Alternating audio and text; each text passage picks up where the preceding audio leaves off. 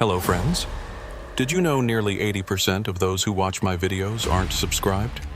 If you enjoy these stories, please hit that subscribe button and leave a like.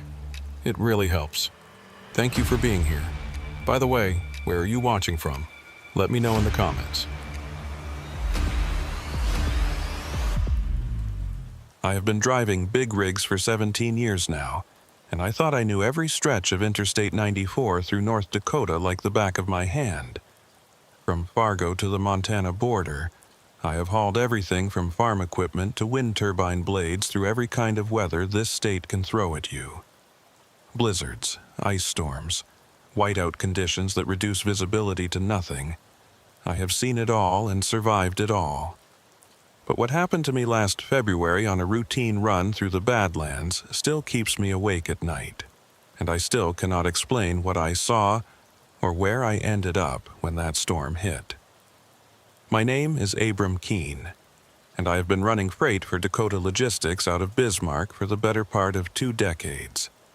The company specializes in oversized loads, which means I spend most of my time hauling equipment that requires special permits and escort vehicles, wind turbine components, industrial machinery, prefabricated building sections, the kind of cargo that makes other drivers nervous. I have always liked the challenge of it, the precision required to maneuver 70 feet of truck and trailer through tight spaces and difficult conditions. It is honest work that pays well, and it has allowed me to raise 2 daughters mostly on my own after my wife Sarah passed away from cancer 9 years ago. The day everything changed started out routine enough. I was picking up 3 sections of wind turbine blade from a manufacturing facility outside of Jamestown, destined for a wind farm being built near Glendive, Montana.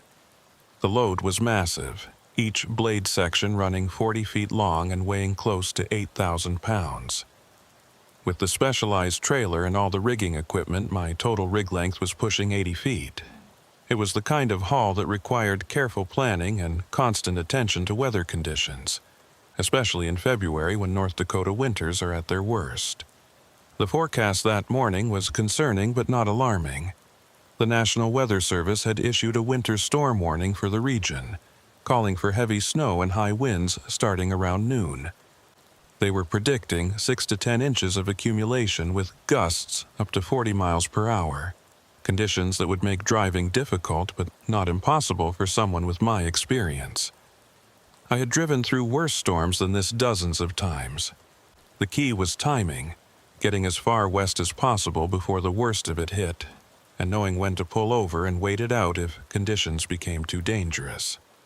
I left Jamestown around 8 in the morning, giving myself plenty of cushion before the storm was supposed to arrive. The sky was gray and heavy with clouds, and the temperature was hovering right around 15 degrees. Cold enough to keep any precipitation as snow rather than rain, but not so cold that diesel fuel would gel in my tanks. The wind was already picking up though, gusting hard enough to rock my empty trailer as I drove to the loading facility. I could feel the weight of the approaching storm in the air, that peculiar pressure and stillness that comes before a major weather system moves through. The loading process took longer than expected. The turbine blade sections had to be secured with extreme care, multiple chains and straps positioned precisely to prevent any shifting during transport. The facility crew was professional and thorough, but they were also nervous about the incoming weather. By the time we finished all the paperwork and safety inspections, it was almost 11 o'clock, and the first snowflakes were starting to fall. Light stuff at first, just a dusting that blew across the pavement in swirling patterns. But I could see the darker clouds moving in from the northwest, and I knew the serious snow was not far behind. I called my dispatcher to confirm I was loaded and heading west. She asked about the weather and whether I wanted to postpone the delivery until the storm passed. I told her I would be fine, that I planned to make it at least as far as Dickinson before the worst conditions hit. From there, I could hole up at a truck stop and wait out the storm if necessary. She reminded me to check in every hour and to pull over immediately if visibility got too bad. Standard protocol for winter driving in North Dakota, and advice I had followed religiously throughout my career. The first hour of driving was manageable. The snow was falling steadily, but not heavily, and traffic on Interstate 94 was light. Most of the smart drivers had already pulled over or delayed their trips, leaving the highway mostly empty except for a few other commercial vehicles and the occasional brave soul in a pickup truck. I kept my speed down to 45 miles per hour, well below the posted limit but appropriate for the conditions. With a load as large and unwieldy as wind turbine blades, you cannot afford to make sudden movements or corrections. Every input to the steering wheel and every touch of the brakes has to be smooth and deliberate. Around noon, just as I was passing through the small town of Steele, the weather took a serious turn for the worse. The snowfall intensified dramatically, going from moderate to heavy in a matter of minutes. Visibility dropped from a quarter mile to maybe 100 feet, and the wind picked up to the point where it was buffeting my trailer hard enough that I had to fight the steering wheel constantly to keep the rig centered in my lane. The highway department had not yet deployed snowplows to this section, which meant the pavement was rapidly accumulating snow. I could feel my drive wheels starting to slip occasionally, that subtle loss of traction that tells you the road surface is getting dangerous.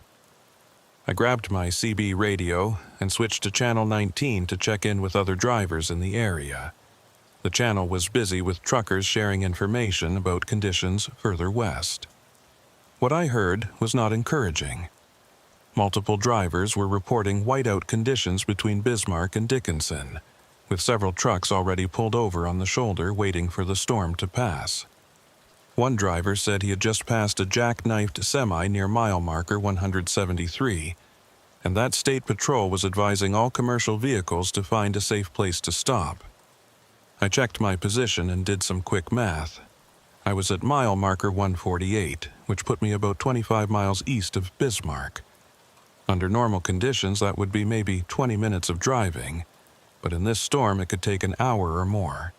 I had to make a decision: push forward and try to reach the truck stops on the west side of Bismarck before conditions got any worse, or find a place to pull over right now and wait out the storm. Every instinct I had was telling me to stop, but there was nowhere safe to park with a load this size.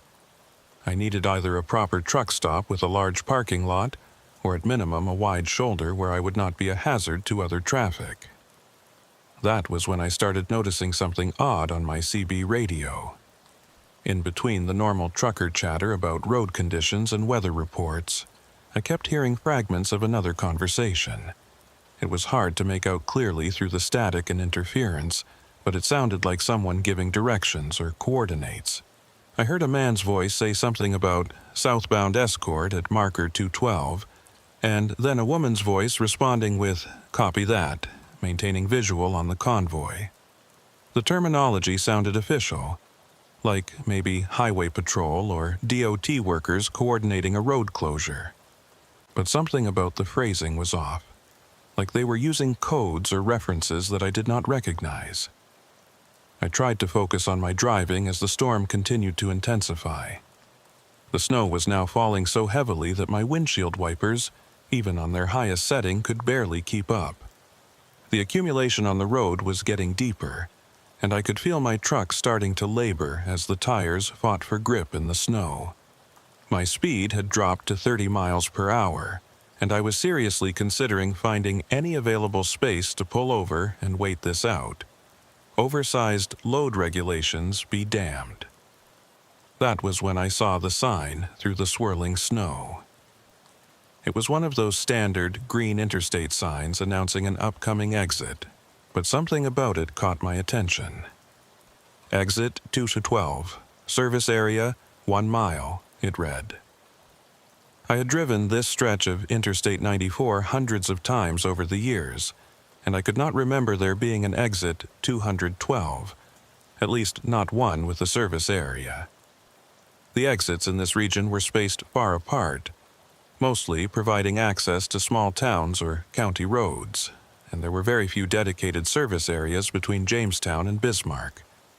But the sign looked official enough, with the standard DOT formatting and reflective lettering.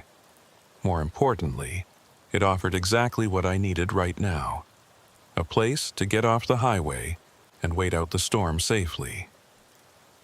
I eased my rig over toward the right lane, using my turn signal even though there was no other traffic visible in either direction. The wind was howling now, driving the snow horizontally across the highway and creating that disorienting effect where you cannot tell if the white you are seeing is falling snow or snow being blown across the road surface.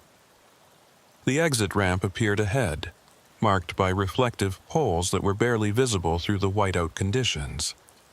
I slowed even further and carefully guided my truck and trailer onto the ramp, feeling the resistance as my tires plowed through 6 inches of unplowed snow. The ramp curved to the right in a gentle arc, and as I followed it, I noticed something strange. There were tire tracks in the snow ahead of me, relatively fresh tracks that had not yet been completely filled in by the accumulation. Someone else had taken this exit recently, probably within the last hour or so. That gave me a small measure of comfort. If another truck had come this way and found a safe place to park, then I was probably making the right decision. I continued down the exit ramp, which seemed longer than normal for a standard highway exit. It curved and descended for what felt like a quarter mile before finally leveling out. The road at the bottom was narrower than I expected, just a 2-lane surface with no clear markings visible under the snow. But those tire tracks were still there, twin grooves leading forward into the storm. I followed the tracks, keeping my speed down to a crawl and peering through the windshield for any sign of the service area the sign had promised. The landscape around me was completely white, no landmarks visible, no buildings or structures of any kind. Just flat, white terrain disappearing into white sky, that total sensory whiteout that can make you feel like you are driving through an empty void. The only reference points I had were those tire tracks and the narrow road beneath my wheels. My CB radio crackled to life again, that same fragmented conversation cutting through the static. This time, I heard it more clearly. A man's voice said, "Unit 7, confirm visual on the last trailer section." And then a different voice, also male, responded, "Visual confirmed, proceeding to service point." There was something about the phrasing that bothered me. Unit 7 sounded like a radio call sign, but it was not the format used by State Patrol or Highway Department vehicles. And what did they mean by last trailer section? Were they talking about a convoy of some kind? I reached for my CB microphone to call out and identify myself, but before I could key the mic, the road ahead of me suddenly opened up into what looked like a parking area. Through the snow, I could make out several large shapes that had to be vehicles, and beyond them the dark outline of a low building.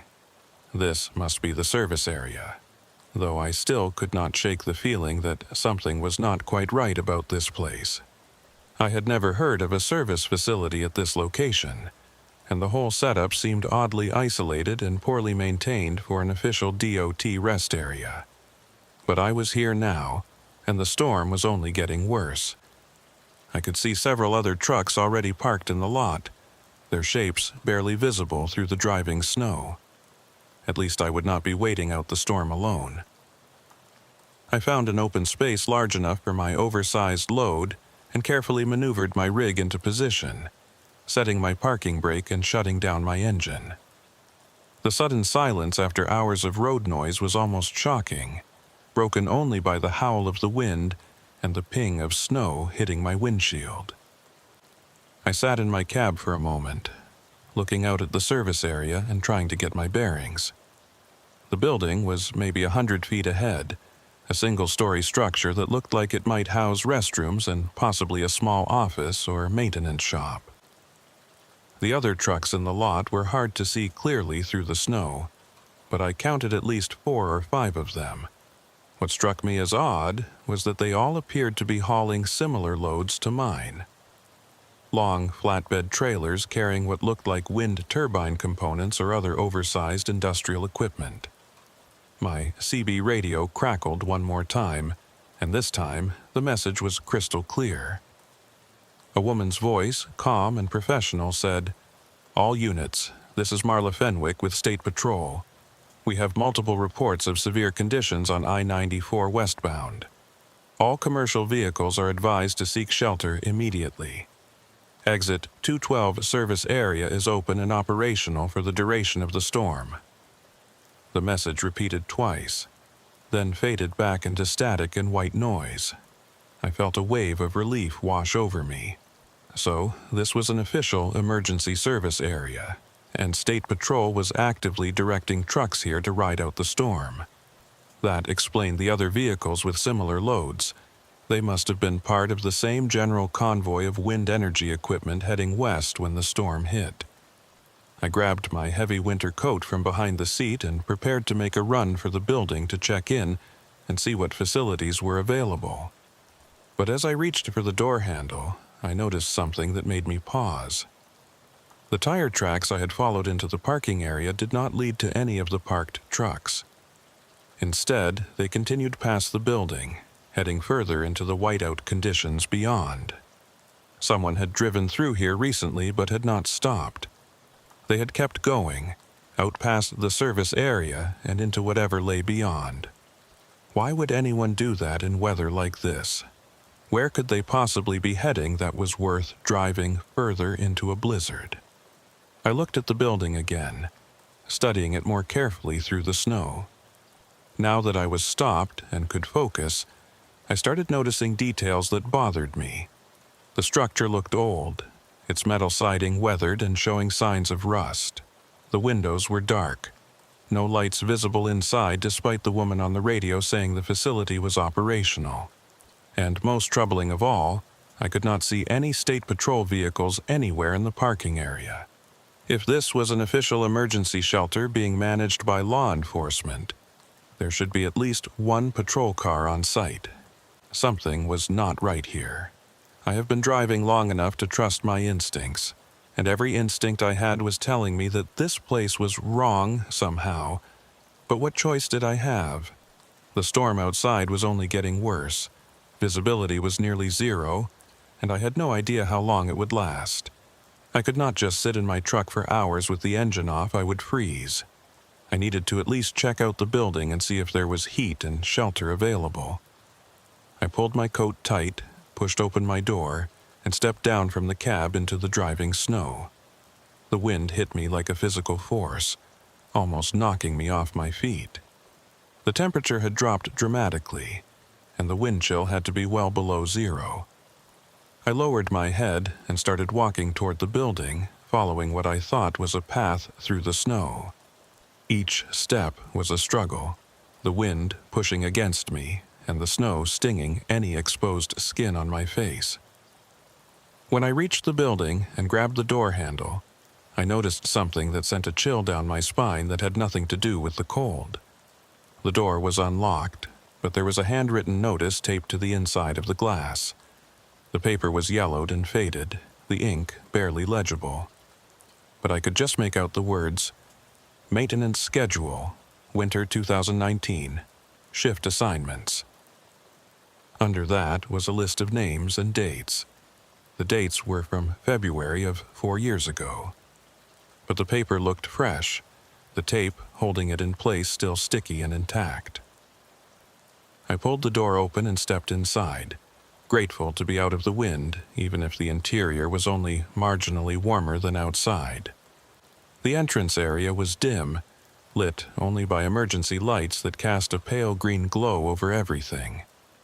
I could see a corridor leading deeper into the building, with doorways opening off to either side.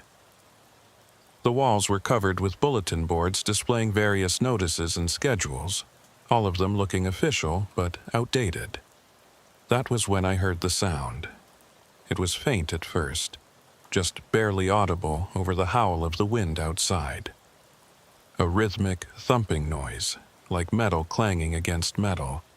It was coming from somewhere deeper in the building, a regular pattern that sounded almost mechanical. And underneath it, I could swear I heard that same CB radio chatter. Those fragmented voices talking about units and convoy positions and visual confirmations. I stood in that entrance area, dripping melting snow onto the floor, and tried to decide what to do. Every rational part of my brain was telling me to get back in my truck and drive away from this place, storm or no storm. But where would I go? The highway behind me was completely impassable now, and I had no idea what lay ahead if I followed those mysterious tire tracks out past the service area. I pulled out my phone to call my dispatcher and let her know where I was, but I was not surprised to find that I had no signal. This far out in rural North Dakota, in the middle of a blizzard, cell coverage was non-existent. My only connection to the outside world was my CB radio back in the truck, and the only voices on that were those strange transmissions about units and convoys and something about exit 212. I took a deep breath and started walking down the corridor, following the sound of that rhythmic clanging. I needed to find someone, anyone who could explain what this place was and why it felt so wrong. The doors on either side of the hallway were labeled with typical service area functions: restrooms, maintenance, office, break room. I tried the office door first, but it was locked. Through the small window I could see a desk and filing cabinets, but no people and no lights. The clanging sound was getting louder as I moved deeper into the building, and I realized it was coming from the far end of the corridor.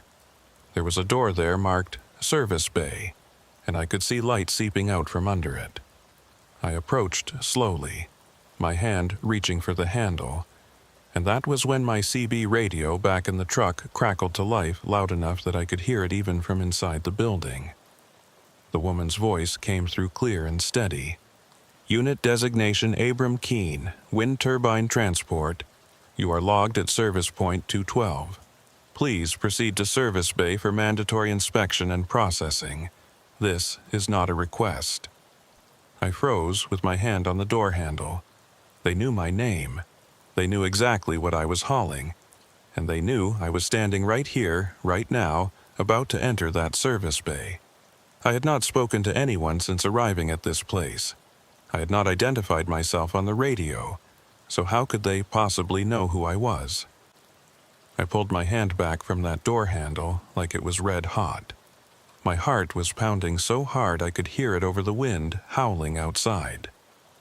The voice on the CB radio had known my name, my exact cargo, and my precise location inside this building. Nobody should have had that information. I had not checked in with anyone since taking the exit, had not identified myself to any official authority. Yet somehow they were tracking me with a level of detail that was impossible to explain. I stood there in that dim hallway, trying to think through my options rationally despite the fear crawling up my spine. The smart move would be to turn around right now, walk back to my truck, and get the hell out of this place regardless of the storm conditions. But that woman's voice had said this was not a request. The phrasing bothered me more than I wanted to admit. It implied authority, but also something else, something that sounded almost like a threat. The rhythmic clanging from behind the service bay door continued, steady and mechanical. I could hear other sounds now, too, the hum of machinery and what might have been voices speaking in low tones. Whatever was happening in that room, it was operational and active. Someone was in there working, which meant I was not alone in this facility. That should have been comforting. But instead, it made everything feel more sinister. I decided to check the other rooms first before confronting whatever was behind that service bay door. Knowledge is survival when you are in a situation you do not understand, and I needed to understand what this place really was. I tried the break room door and found it unlocked.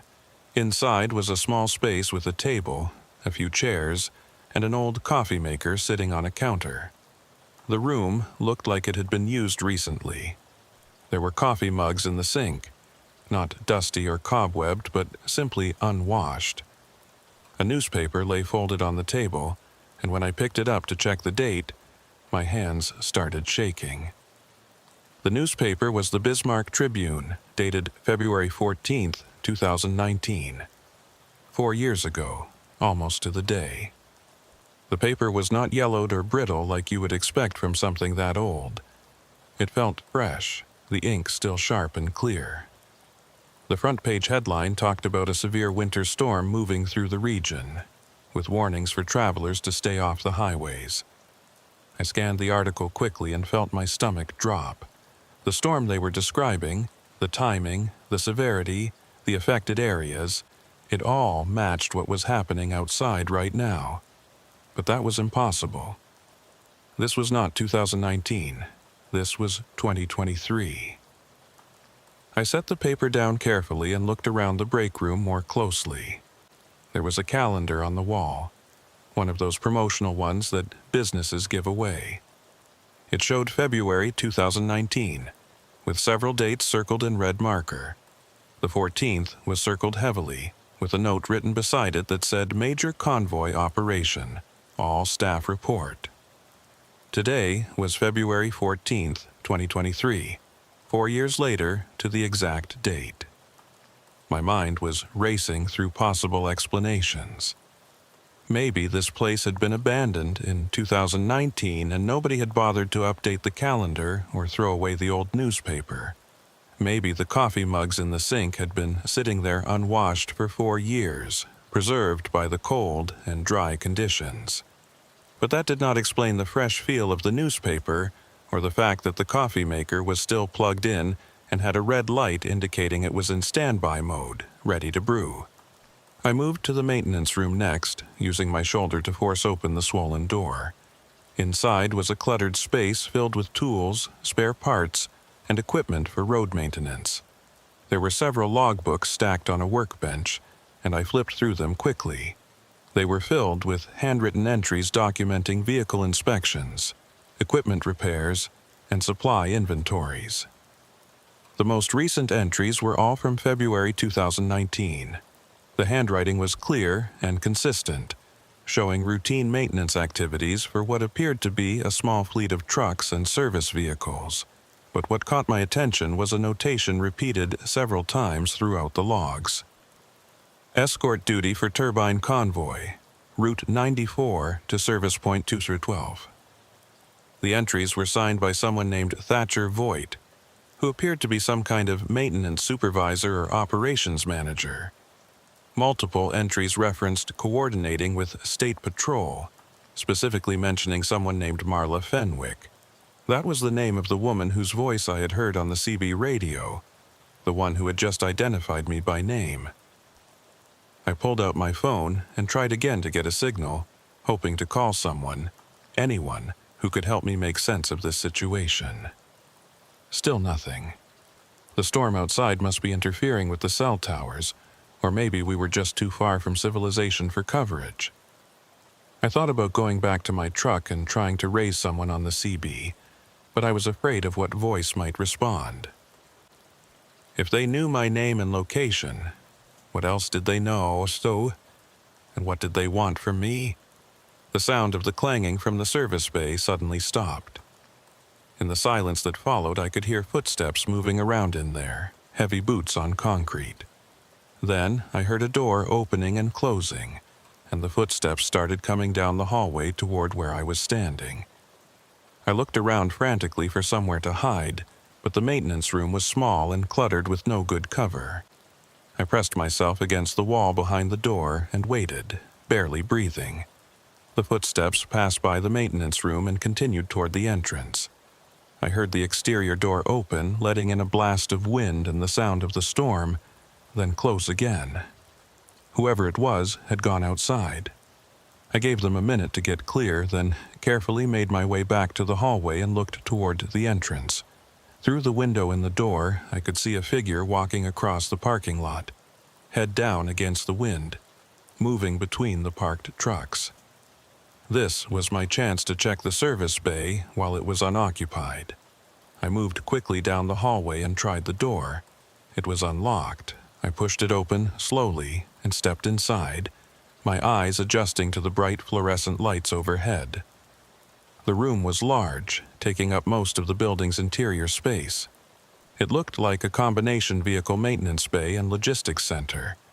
There were tool benches along one wall, a hydraulic lift in the center, and several desks with computers and radio equipment. What made my blood run cold were the walls. They were covered with documentation, schedules, photographs, and maps, but not recent documentation. Everything on those walls was from 2019. There were work schedules listing staff names and shift times for February 2019. There were photographs of trucks and equipment, with dates stamped in the corner showing various days in February 4 years ago. And there was a large map of Interstate 94 with route markers and annotations showing convoy positions and timing.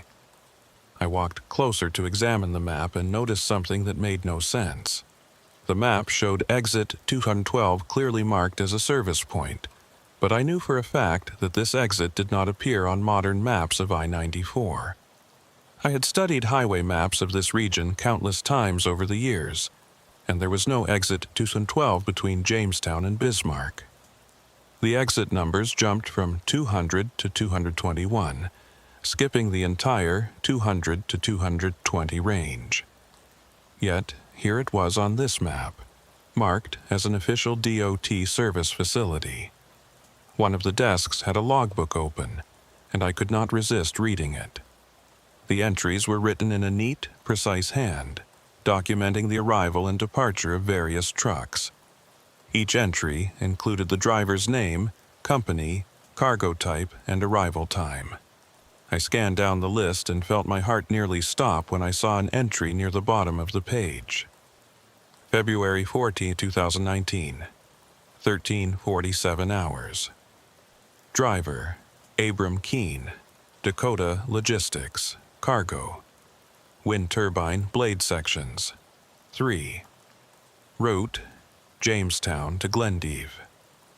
Status, arrived for mandatory storm shelter. Vehicle, Kenworth W900 with specialized flatbed trailer. Notes, driver expressed concern about unusual facility, recommended for processing. My hands were shaking so badly I almost dropped the logbook. This was impossible. This entry was from 4 years ago, but it described me, my cargo, my route, everything exactly as it was today. The handwriting was old, the ink slightly faded, but the entry was there in black and white. According to this log, I had been here before. On this exact date 4 years ago, I had arrived at this facility during a storm while hauling wind turbine components. But I had no memory of any of this. 4 years ago in February, I had been running completely different routes, hauling different cargo. I had never taken an exit to a service facility that I did not recognize. And I certainly would have remembered something as strange as what I was experiencing right now. Yet, here was documentary evidence suggesting otherwise. I flipped back through earlier pages in the logbook, looking for more entries, trying to understand the pattern. What I found made everything worse. There were dozens of entries for other drivers, other trucks, other dates, but many of them had a notation in the status column that said either processing complete or departed to secondary point. A few entries, maybe 1 in 10, had a different notation that simply said retained. I did not like the sound of that word, retained. It implied that some drivers who came to this facility did not leave, or at least did not leave in the way they expected to. I thought about those tire tracks I had followed into the parking area, the ones that had continued past the service building and out into the whiteout. Had those drivers been retained, or had they departed to some secondary point? And where exactly was this secondary point? The CB radio equipment on one of the desks suddenly crackled to life, making me jump. It was not tuned to channel 19 like a normal CB would be. Instead, the display showed it was monitoring multiple frequencies simultaneously, scanning through them in a preset pattern. I could hear fragments of conversations, drivers reporting their positions, weather updates, discussions about road closures. Normal trucker chatter from across the region. Then the scanner stopped on a frequency, and the woman's voice came through again, clear and calm. Unit 7, this is Fenwick. Target vehicle has entered the service bay. Recommend immediate containment before subject attempts departure. Voight is in position outside. Proceed with standard protocol. The voice that responded was male, deeper and rougher than the woman's. Copy that, Fenwick. Moving to secure the building now.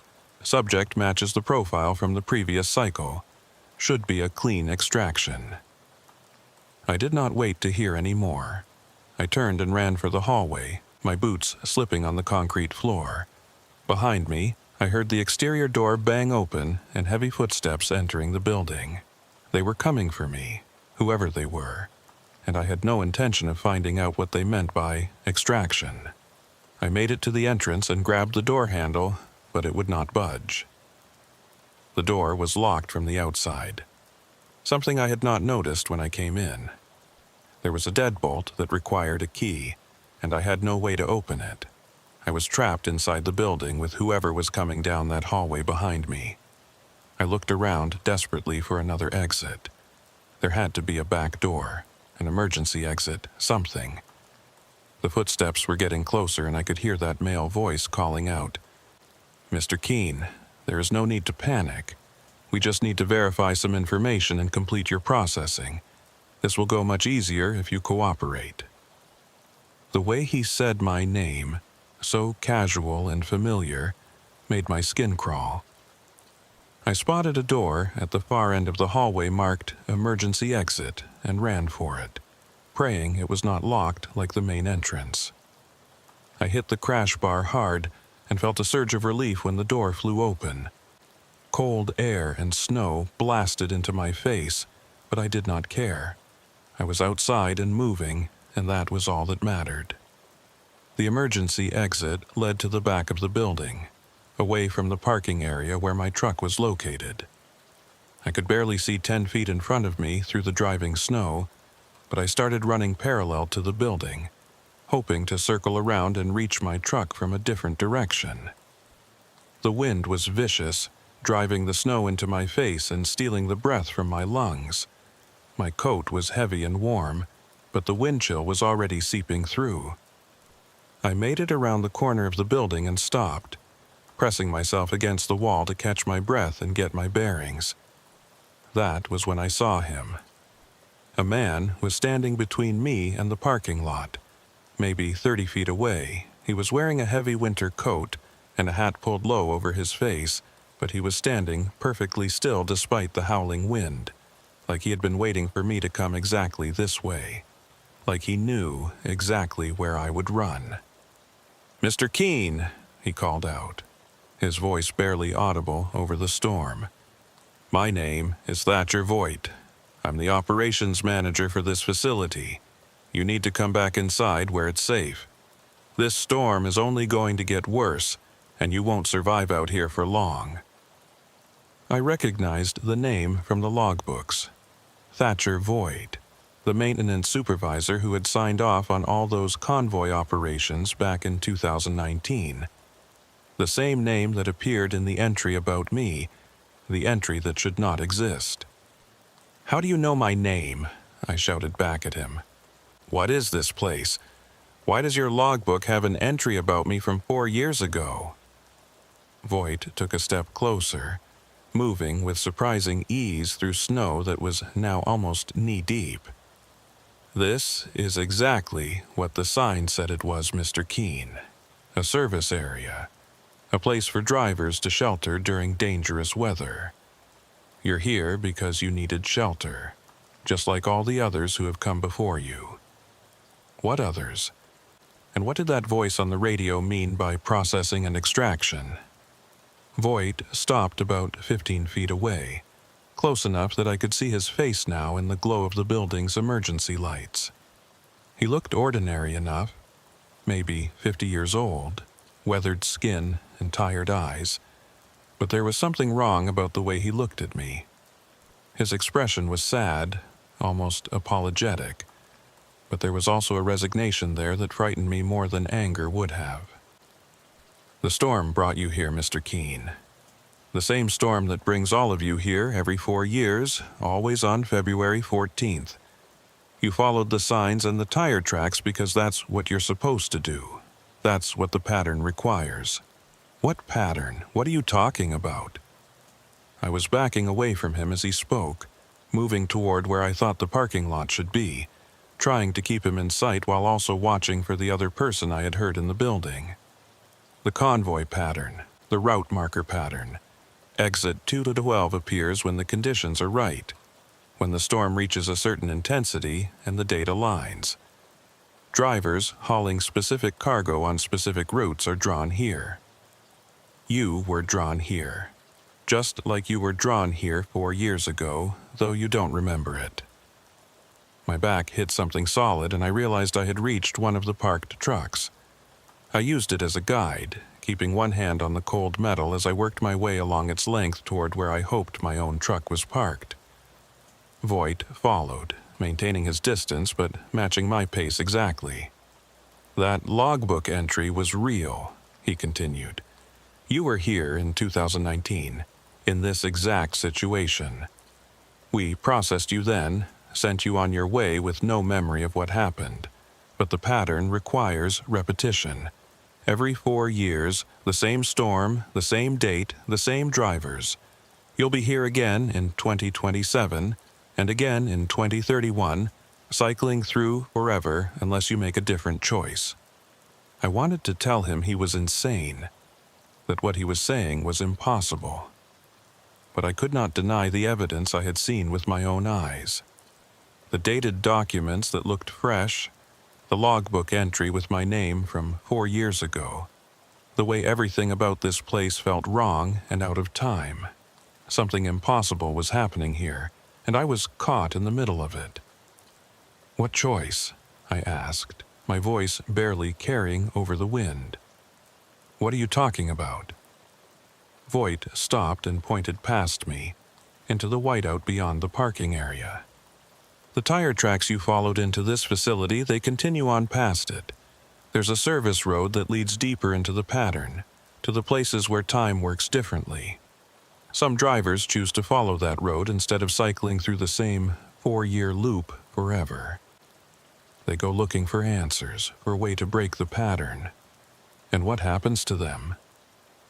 I had reached my truck now, could feel the familiar shape of my tractor unit beside me. My keys were in my pocket. If I could just get to the cab and get the engine started, maybe I could drive out of here. "Nobody knows," Voight said quietly. "They disappear into the whiteout, following coordinates that don't exist on any map. Some people think they find a way out, back to normal time and normal roads. Other people think they just drive forever, trapped in the storm. But either way, they don't cycle through exit 212 anymore. They make a choice and they vanish." I pulled my keys from my pocket and fumbled with them, trying to find the right one while keeping my eyes on Voight. "And you? What are you? If this place exists outside of normal time, how are you here?" For the first time, Voight's expression changed. The sadness deepened, and when he spoke his voice was heavy with something that might have been regret. "I was a driver once, long time ago. I took exit 212 during a storm and made the choice to stay. Someone has to run this facility, to log the arrivals, to give the warnings. I'm the maintenance supervisor because that's the role the pattern needed filled. Just like Marla Fenwick monitors the radio frequencies because that's her role. We're all part of it now." Behind Voight, I could see another figure emerging from the building.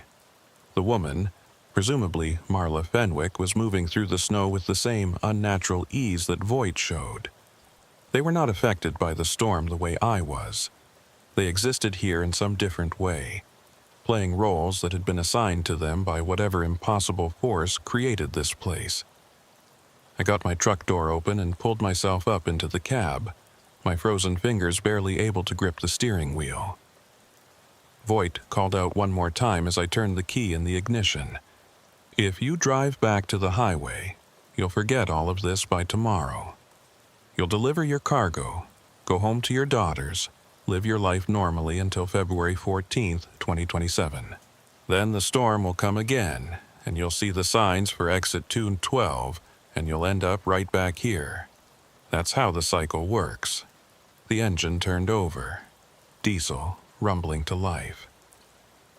I could feel heat starting to flow from the vents, smell the familiar scent of my cab. This was real, this was normal. Everything outside might be impossible and wrong, but inside my truck was the world I understood. "Or you can follow the tracks," Voight shouted over the sound of my engine. "Drive past this facility, out into the whiteout, and see where the pattern really leads. It's your choice, Mr. Keene. Same choice we all have to make eventually." I sat there with my hand on the gear shift, looking out at the swirling snow. The tire tracks that had led me here were still visible, twin grooves leading away from the service building into the white void beyond. No one knew where they led. No one knew what existed out there in the places where time did not work right. But I knew what existed back on the highway. 4 more years of normal life. Then another storm. Another exit 212. Another cycle through this nightmare. And 4 years after that, and 4 years after that, forever. Unless I made a different choice right now. I looked at Voight standing there in the snow, at Marla Fenwick beside him, both of them waiting to see what I would do. I thought about the logbook entry from 2019, about the life I did not remember living, about the cycles I had apparently already been through without knowing it. Then I put my truck in gear and started driving, but I did not turn back toward the exit ramp. I did not head for the highway and the promise of normal life and forgotten memories. Instead, I followed those mysterious tire tracks, pointing my truck toward the whiteout and whatever impossible destination lay beyond. The service building disappeared behind me almost instantly, swallowed by the storm. Voight and Fenwick vanished from my mirrors. There was only white ahead, white behind, white all around. Just me and my truck and those fading tire tracks leading deeper into the pattern. I had no idea where I was going or what I would find. But I knew I could not spend the rest of eternity cycling through the same impossible day every 4 years. Whatever was out there in the whiteout, whatever existed at the end of this road that did not appear on any map, it had to be better than that. The tracks ahead were getting harder to see, filling in with fresh snow faster than I could follow them. But I kept driving, pushing forward through the white void, searching for an answer or an exit or anything that would break this pattern. And that was when I saw the lights ahead. Not the lights of a building or another vehicle, but something else entirely. A strange glow in the distance, pulsing in rhythm with something I could almost hear under the howl of the wind. The tracks led straight toward those lights. I drove on, deeper into the impossible storm, following a path that should not exist toward lights that could not be real.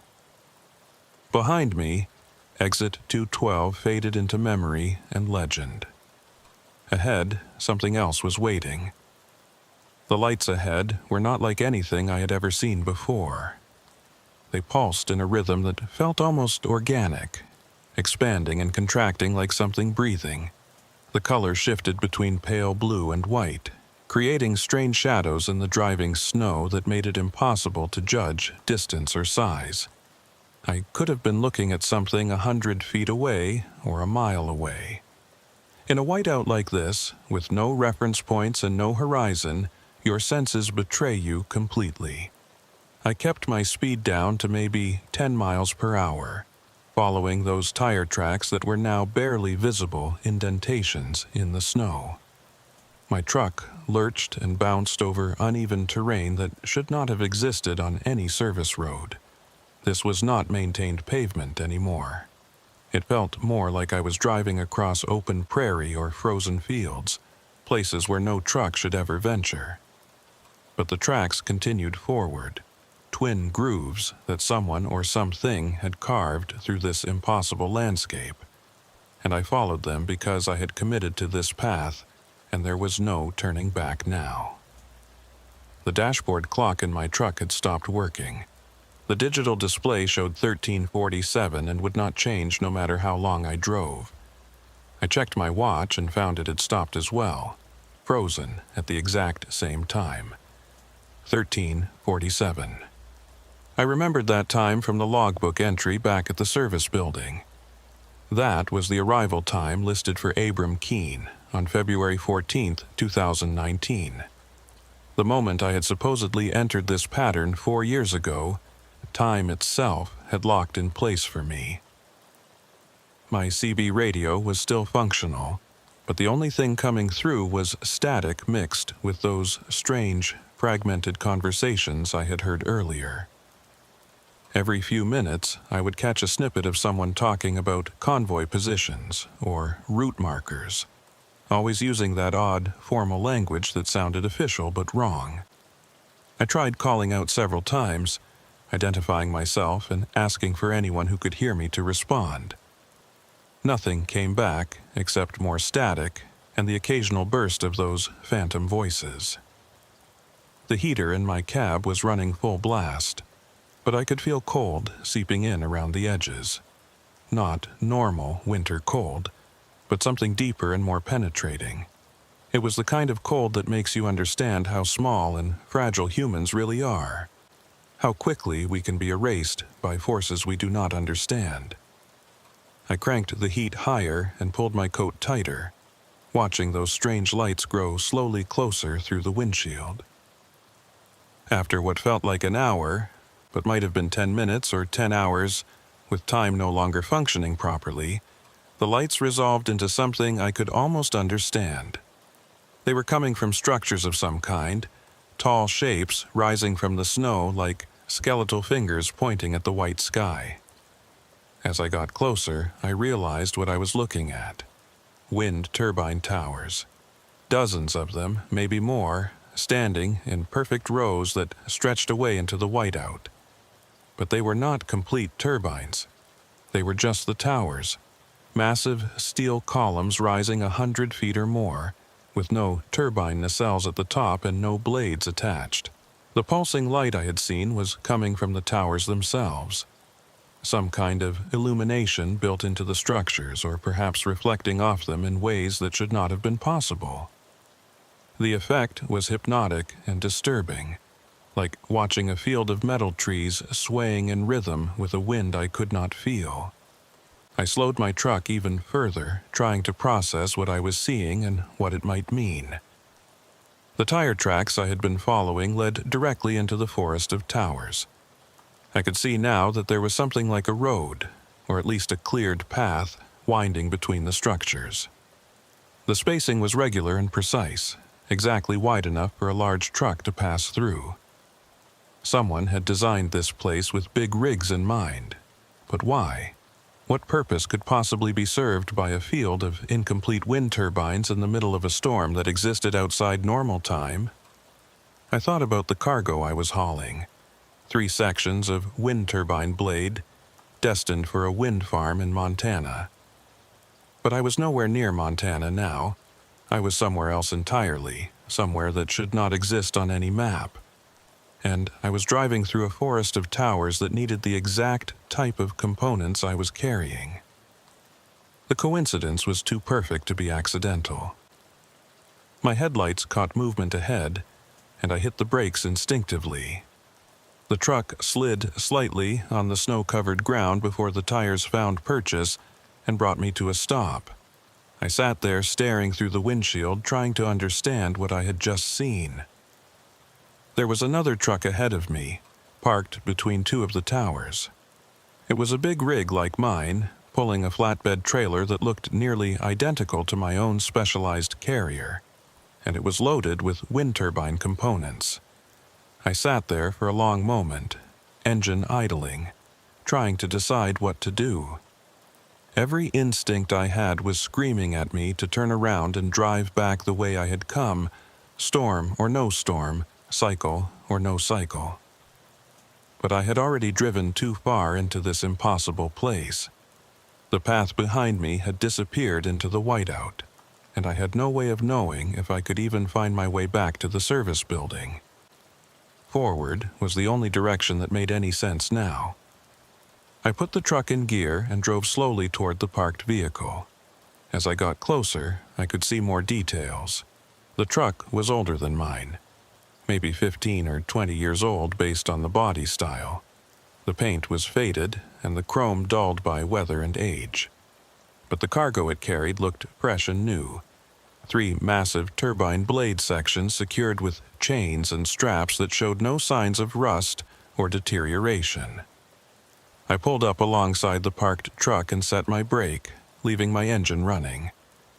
The cab of the other truck was dark, no lights visible inside, no sign of movement. I grabbed my flashlight from behind the seat and climbed down from my cab, the wind and snow immediately attacking any exposed skin. I walked to the other truck and shone my light through the driver's side window. The cab was empty.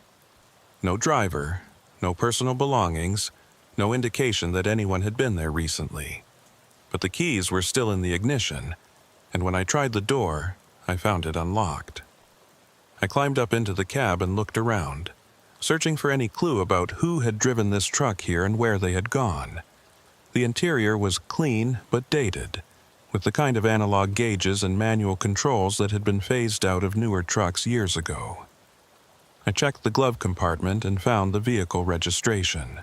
The truck was registered to a company called Prairie Wind Transport out of Bismarck. The registration was dated 2015, 8 years ago.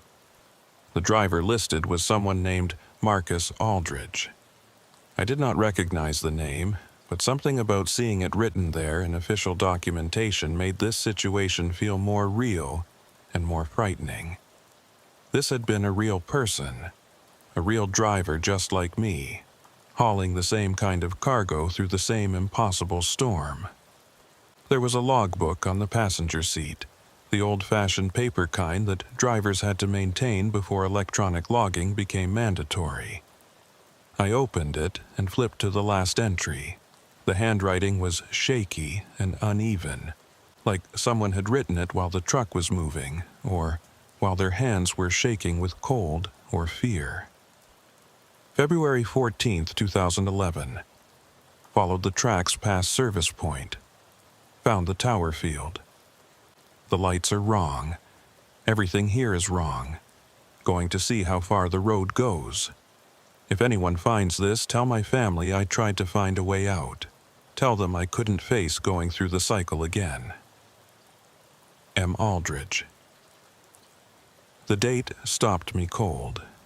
February 14th, 2011. 12 years ago.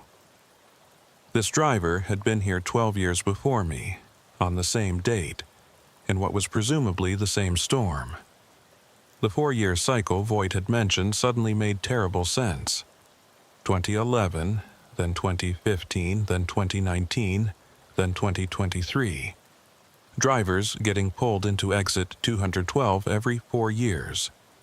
Some choosing to cycle through and forget, others choosing to follow the tracks and disappear into this place. I climbed down from the abandoned truck and walked back to examine its cargo. The turbine blade sections were massive, each one probably 40 feet long and weighing thousands of pounds. The securing chains looked tight and properly rigged, suggesting that Marcus Aldridge had been a careful and professional driver. But the blades themselves showed no signs of age or weather damage despite supposedly sitting here for 12 years. They looked as fresh as my own cargo, as if time had stopped for them the same way it had stopped for everything else in this place. I returned to my own truck and sat in the cab, trying to warm up and think through what I should do. I had found one abandoned truck, which meant there were probably others scattered throughout this tower field. The tire tracks I had been following were not from a single vehicle, but from multiple trucks driving this same impossible road over years or decades. All of them hauling wind turbine components. All of them drawn here by the storm and the pattern, and something else I still did not understand. The pulsing lights from the towers seemed to be getting brighter, or maybe just more noticeable as my eyes adjusted to their rhythm. I watched them through my windshield and noticed something I had missed before. The light pattern was not random. The towers were pulsing in sequence, creating a wave effect that moved through the field in a specific direction. The pattern was pointing, like an arrow made of light, showing the way deeper into the maze of steel columns. I should have stopped. I should have stayed with Marcus Aldridge's truck and waited for something, anything that made sense. But the pattern was calling to me the same way exit 212 had called to me, the same way those tire tracks had drawn me away from the service building. I put my truck in gear and followed the lights, driving deeper into the impossible tower field. The path wound between the structures in ways that seemed designed to disorient. Left turn, right turn, straight for a while, then another series of turns that left me with no sense of direction. I tried to keep track in my head, mapping the route so I could find my way back, but after a dozen turns I gave up. There was no going back. There was only forward, following the lights and the path that had been laid out for drivers like me. I passed 2 more abandoned trucks as I drove. One was even older than Marcus Aldridge's rig, a late 1990s model that looked like it belonged in a museum. The other was newer, maybe from 2019 based on the styling. Both were carrying wind turbine components.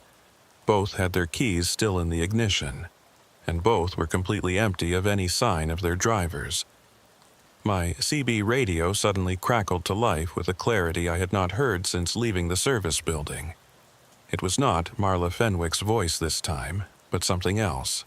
Multiple voices, all talking over each other, creating a chaotic jumble of words that almost made sense. I heard someone say, "Tower 67, blade installation complete," and another voice respond, "Confirmed, moving to Tower 68." More voices joined in, all reporting similar information, all using those same formal, precise phrases that marked them as part of whatever organization or entity was running this place. Then one voice cut through all the others, loud and clear and undeniably human. "This is Marcus Aldridge, Prairie Wind Transport. I'm at Tower 143. The assembly is complete. I understand now. I understand what they're building here." My hands gripped the steering wheel so hard my knuckles went white. Marcus Aldridge, the driver whose truck I had just examined, whose logbook entry was from 12 years ago. His voice was coming through my radio right now, in real time, from somewhere in this tower field. He was still here. Still alive, or at least still existing in whatever way people existed in this place outside normal time. I grabbed my CB microphone with shaking hands and keyed it. "Marcus Aldridge, this is Abram Keene. I found your truck back at Tower 26. Where are you? What's happening here?" Static filled the radio for a long moment, and I thought maybe he had not heard me.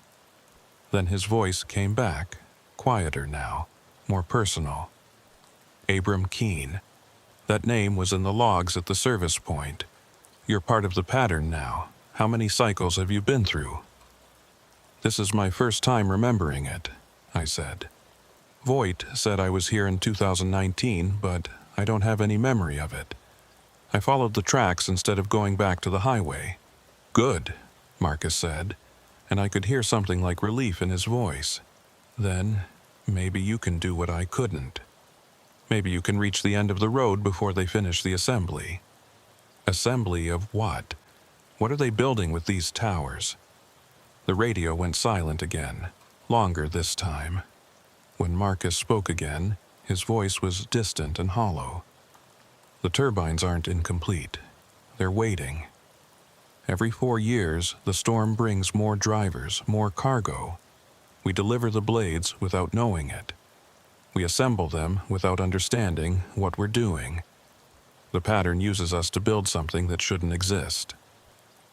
I looked out at the towers surrounding me, dozens visible through the snow, probably hundreds or thousands more stretching away into the whiteout.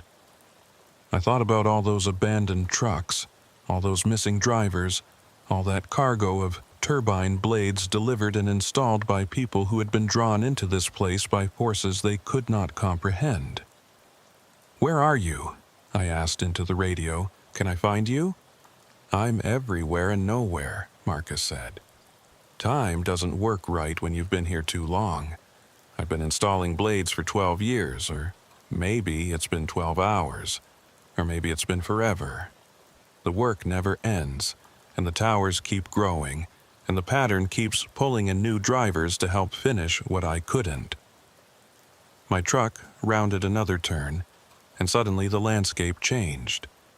The towers opened up into a clearing, and in the center stood something that made my mind struggle to process what I was seeing.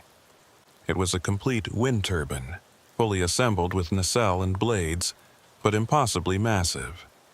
The tower had to be 500 feet tall, maybe more. The blades were so large that each one would have required multiple trucks to transport in sections. And the whole structure was glowing with that same pulsing light, brighter and more intense than any of the incomplete towers around it. "You see it now," Marcus said through the radio. "The first completed turbine. They started building it in 1967, or maybe it was always here and they're just making it visible. Every 4 years, every storm, every driver who follows the tracks delivers the pieces. We're building something that exists outside of time, Abram. And when it's complete, when all the towers are finished and all the blades are installed, something is going to change. Something fundamental about how the world works." I parked my truck and sat staring at the massive turbine. The blades were turning slowly despite there being no wind I could feel. They moved in perfect silence, each rotation taking minutes to complete. The motion was hypnotic and terrifying, like watching the hands of a cosmic clock counting down to something inevitable. "What do I do?" I asked. "How do I stop this?" "You can't stop it," Marcus said. "The pattern is too big, too old, too established. But you can make a choice that I didn't make. You can refuse to deliver your cargo. You can leave those blade sections on your truck and drive past the assembly point. Keep going until you find the edge of the pattern, if there is an edge.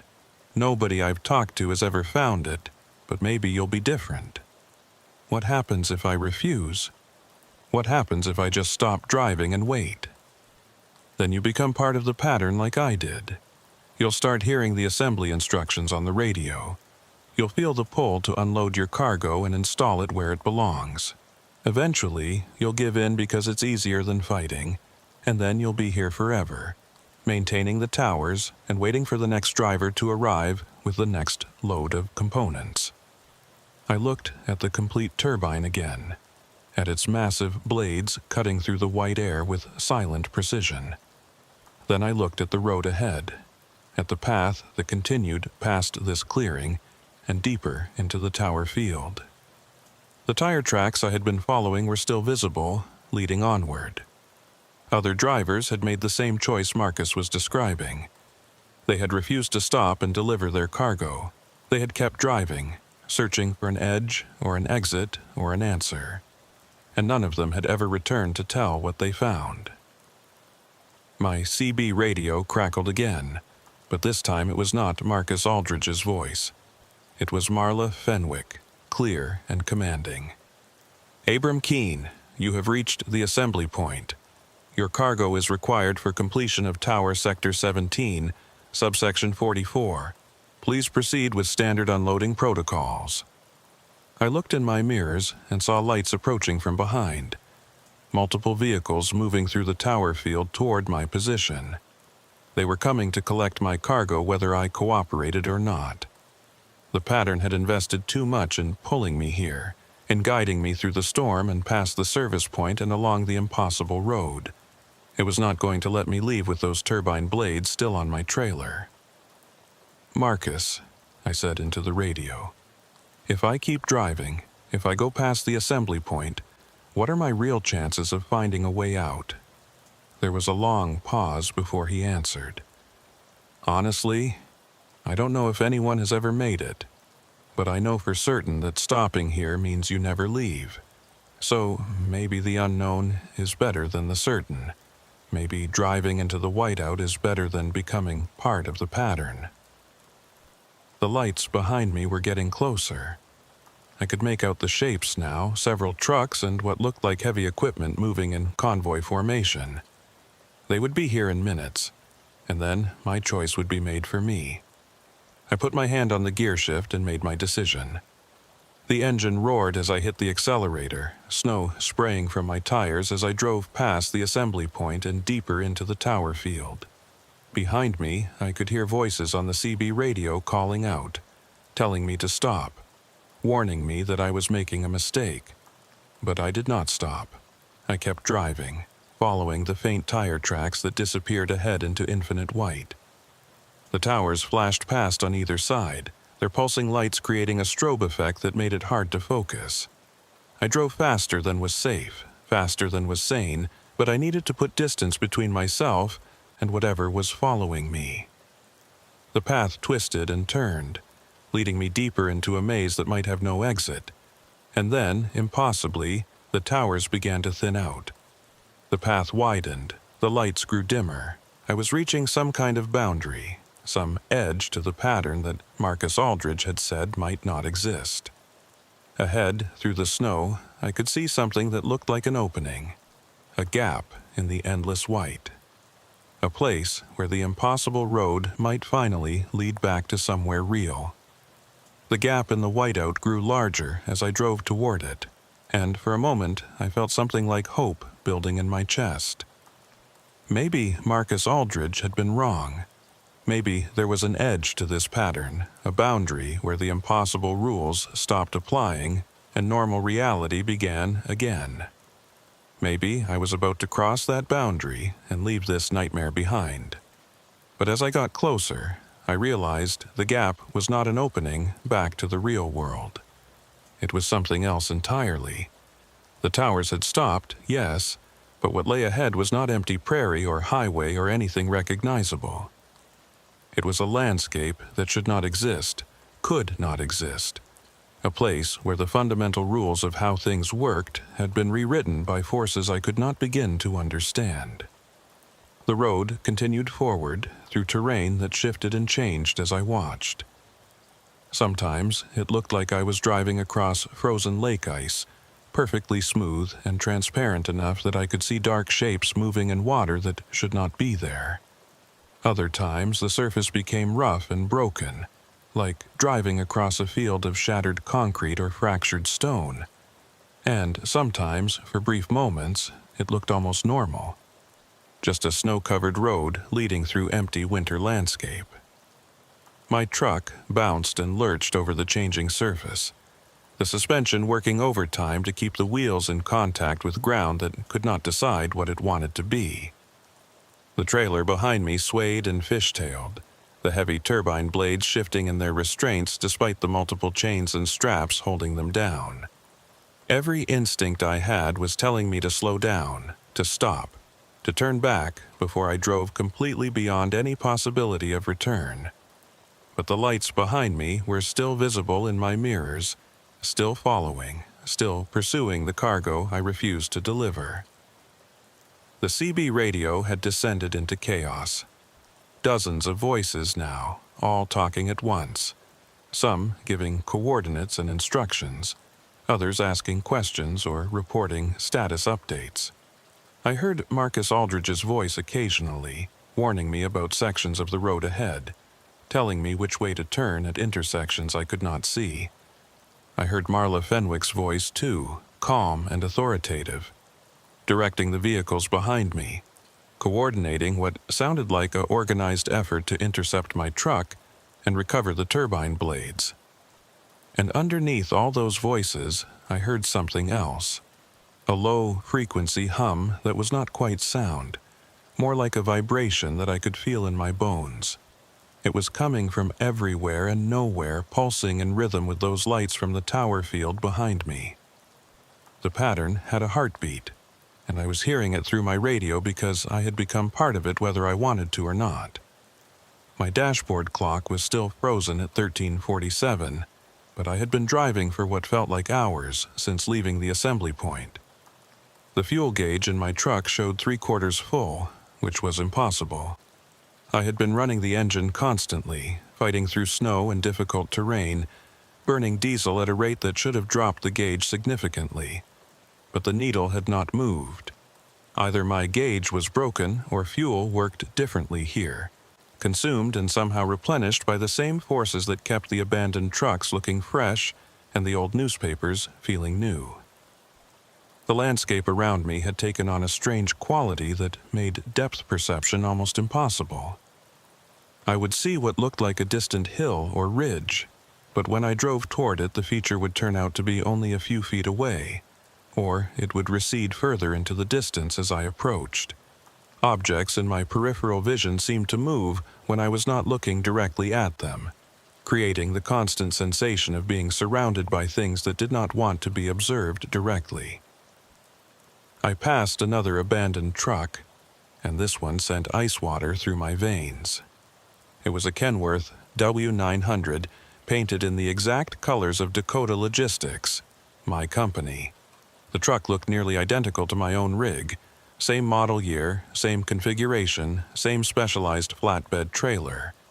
I slowed down and shone my spotlight on it as I drove past, and that was when I saw the license plate. It was my license plate number. This was my truck. I hit the brakes and my rig slid to a stop on the uncertain ground. I sat there staring at the abandoned truck in my mirrors, trying to make sense of what I was seeing. How could my truck be both here, abandoned and empty, and also the one I was currently driving? The logical explanation was that it was not my truck, just another rig from the same company with a similar plate number. But I knew better. I knew with absolute certainty that I was looking at my own vehicle, the same truck I was sitting in right now. The CB radio crackled, and Marcus Aldridge's voice came through, quieter than before. "You're seeing the edges now, Abram, the places where the pattern loops back on itself. That truck you're looking at, it's you from a different cycle. Maybe from 2019 when you came through and chose to follow the tracks instead of cycling back. Or maybe from 2027 when you'll come through again. Time doesn't run in straight lines out here." "That's impossible," I said, even though I was staring at the evidence. "I can't be in two places at once." "You're not in two places," Marcus said. "You're in all places and all times where the pattern intersects. Every version of you that ever chose to follow the tracks, we're all here together, driving the same road through the same impossible storm. You just don't usually see the other versions of yourself because they're offset by 4 years or 8 years or 12 years. But out here at the edges, the offsets start to break down." I looked ahead down the road and saw more abandoned trucks now, scattered across the shifting landscape. Some looked exactly like mine. Others were different makes and models, but all of them were hauling oversized cargo, all of them displaying the wear and tear of having been driven through impossible conditions. And I knew with growing horror that every one of those trucks represented a driver who had made the same choice I made, who had refused to stop at the assembly point and kept driving in search of an exit that might not exist. "How many cycles?" I asked into the radio. "How many versions of me are out here?" "I don't know," Marcus said. "I've seen my own truck at least 4 times, which would mean I've been through at least 4 cycles since 2011. But I've also seen trucks that look newer than they should be, models that didn't exist yet when I first got pulled in. The pattern reaches forward and backward, pulling in drivers from years that haven't happened yet and keeping drivers from years long past." I put my truck in gear and started driving again, but slower now, more cautiously. I was navigating through a graveyard of possibility, past the abandoned shells of choices that had led nowhere. Every truck I passed was a warning and a prophecy, showing me what happened to drivers who thought they could escape the pattern by simply refusing to cooperate with it. The pursuing lights behind me had gotten closer during my stop.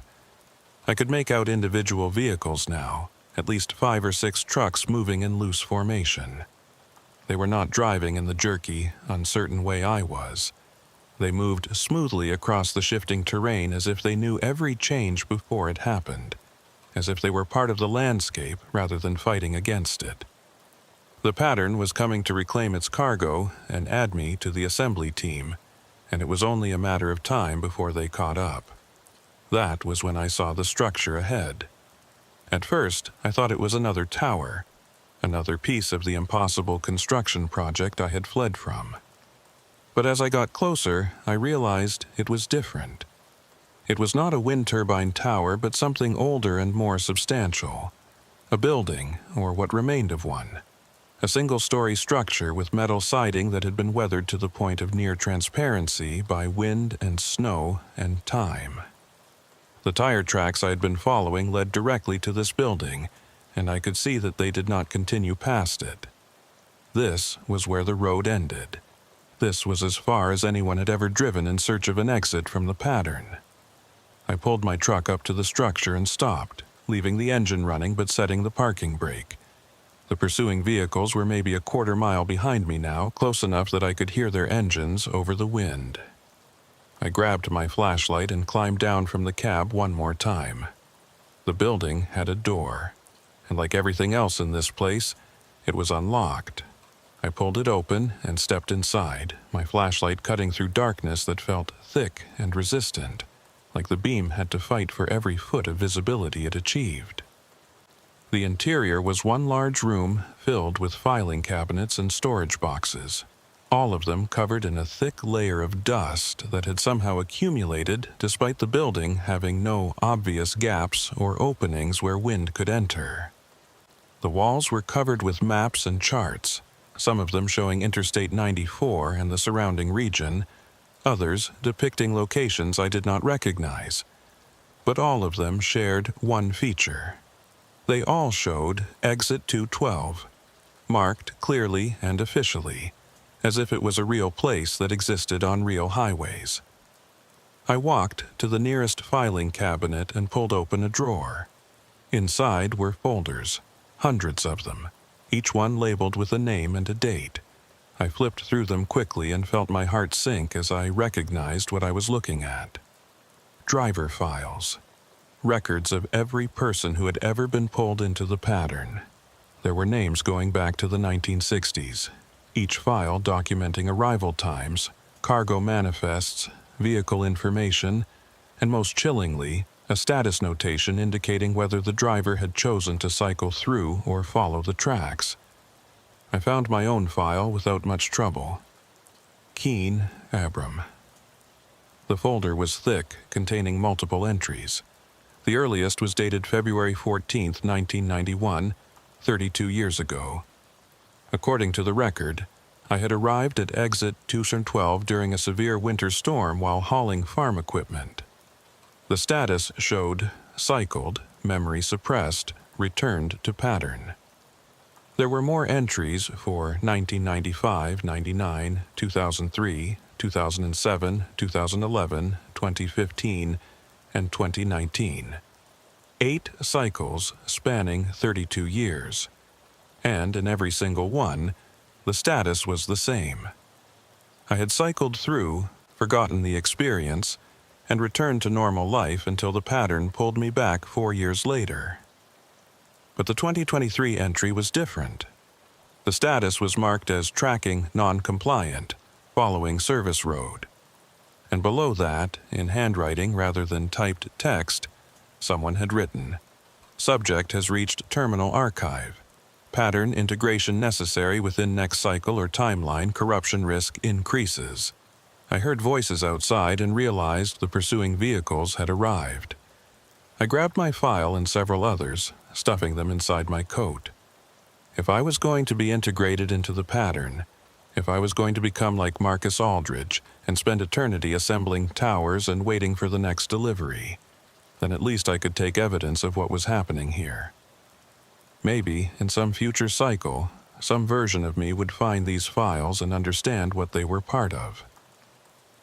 The door opened, and Thatcher Voigt walked in, snow swirling around him. He looked exactly as he had back at the service building, unchanged and unchanging. Behind him, I could see Marla Fenwick and several others, all wearing the same official-looking uniforms, all carrying themselves with the same eerie calm. "You made it further than most," Voigt said, looking around the archive building. "Most drivers turn back when they start seeing their own trucks. The psychological stress of meeting yourself across different timelines usually breaks people before they reach this point." "What is this place?" I asked, holding up the files. "What are all these records? How long has this been going on?"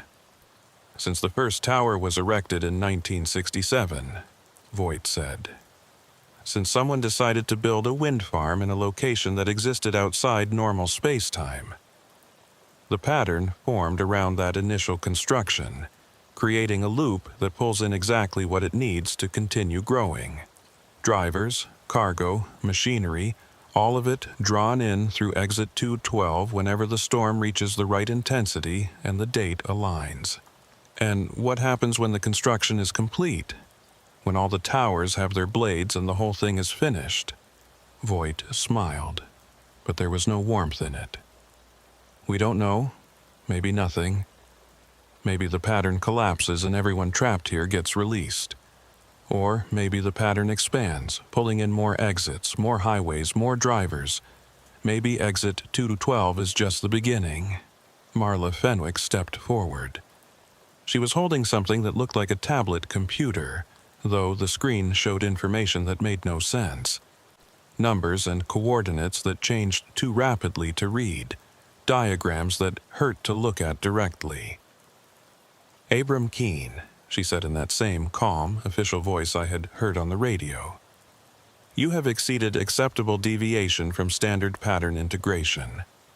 Your cargo must be processed and your timeline must be aligned with established cycles. Further resistance will result in permanent displacement." "What does that mean?" I asked, though I was afraid I already knew the answer. "It means you stop existing in any timeline," Voigt said quietly. "Not just here in the pattern, but everywhere. The pattern erases you completely, removes you from every cycle you've ever been part of. Your daughters won't remember you. Your wife won't have any memory of marrying you. You'll simply never have existed." I looked at the files in my hands, at decades of records documenting drivers who had been pulled into this nightmare. How many people have you erased? How many drivers have been removed from existence because they wouldn't cooperate? Voigt did not answer, but the expression on his face told me everything I needed to know. The pattern did not tolerate permanent resistance. It would absorb you or erase you, but it would not let you escape. "I'll make you the same offer I made at the service building," Voigt said. "Come back with us. Deliver your cargo. Accept integration into the maintenance team. You'll exist here serving the pattern, but you'll exist. That's more than the alternative offers." I thought about Marcus Aldridge, still out there somewhere among the towers, installing blade after blade for 12 years, or 12 hours, or forever. I thought about all the other drivers who had made that same choice, who had decided that existing in service to the pattern was better than not existing at all. And I thought about my daughters, about whether they would notice if their father was suddenly erased from every memory and photograph and moment they had ever shared with him. The honest answer was that I did not know what to do. Neither choice was good. Both led to a kind of death, just different flavors of it. But I had driven this far, had seen this much, and something in me refused to go quietly into either option they were offering. "There's a third choice," I said, backing toward the door. "The one nobody talks about because nobody has ever taken it." "What choice is that?" Voight asked, though something in his eyes suggested he already knew. "I keep driving," I said, "past this archive, past whatever lies beyond as far as the road goes. Maybe I find an exit, maybe I get erased, maybe I just drive forever. But at least I'll be making my own choice instead of accepting the only options the pattern wants to give me."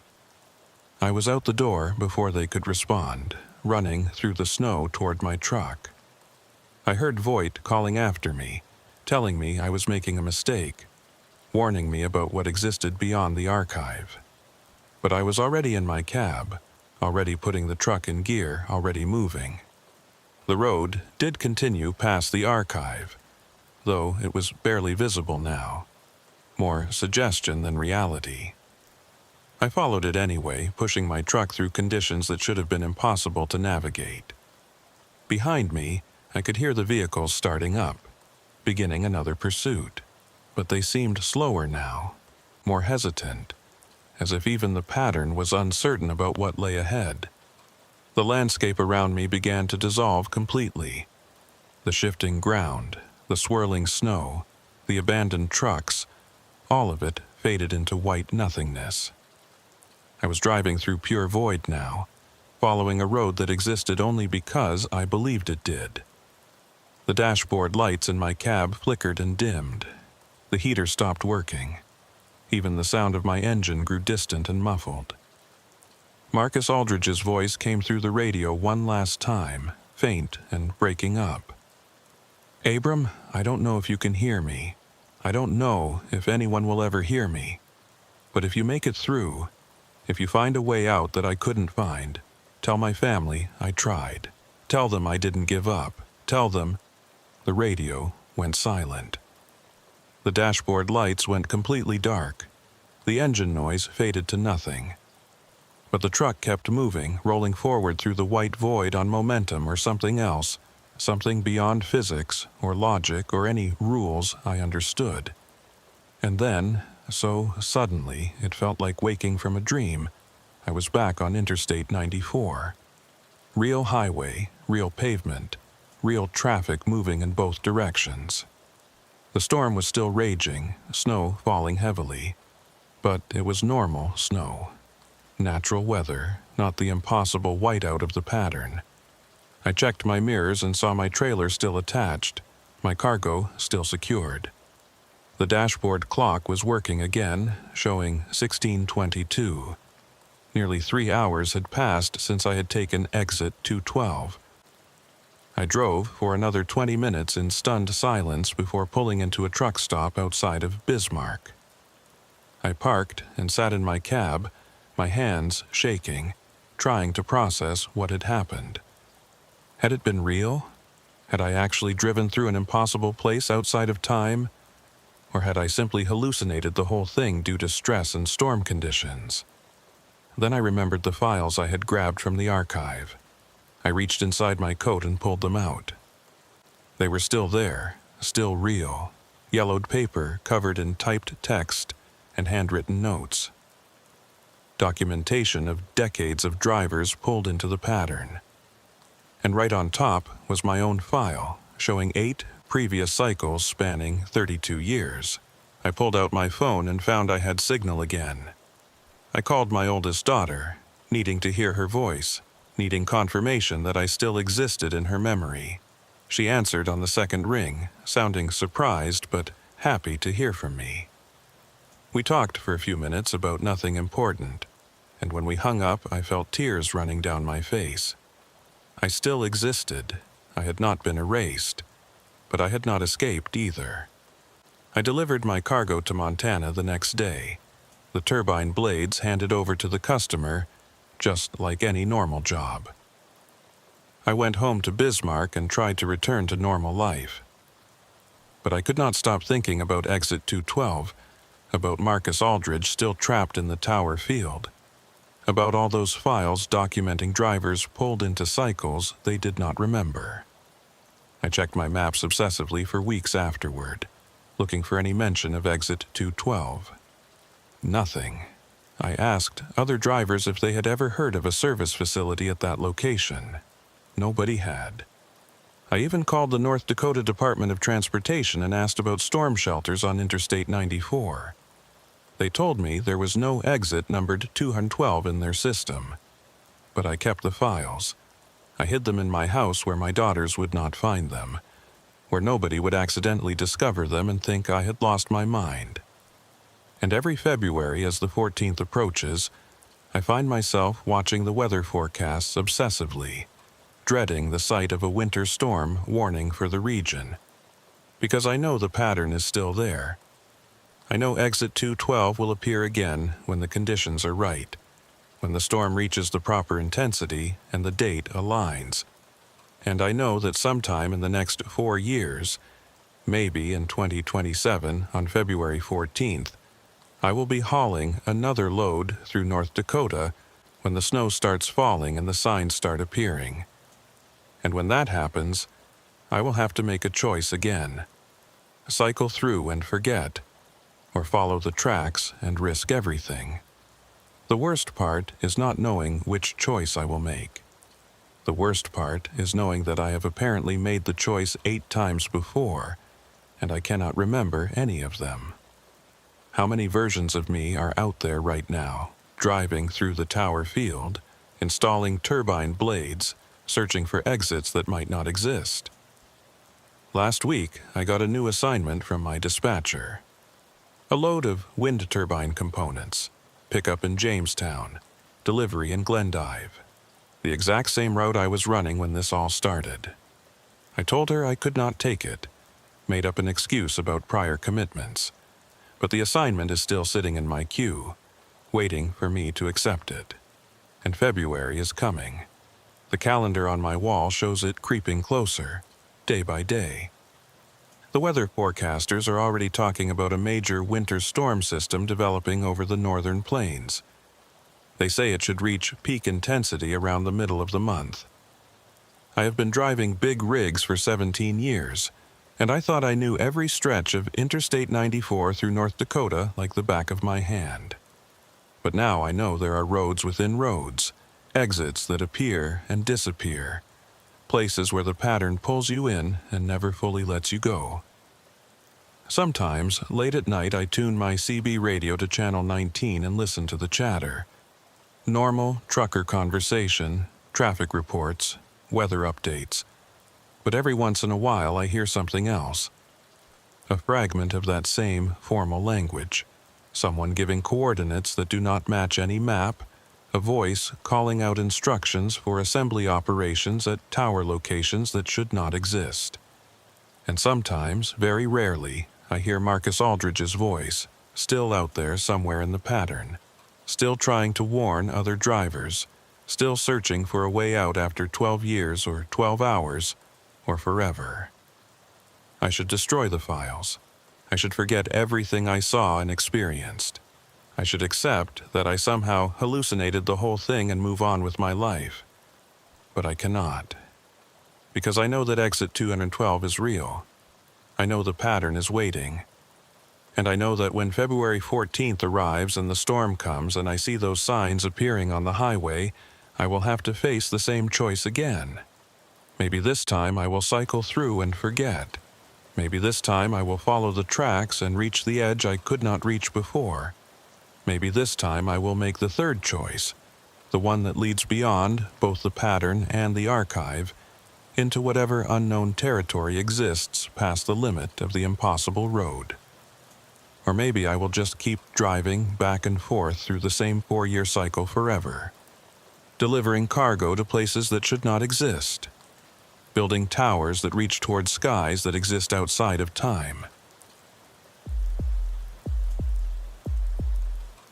I have been hauling freight through Minnesota's Iron Range for 6 years now, and I can tell you with absolute certainty that there is no lonelier stretch of highway in America than those mining roads in the dead of winter.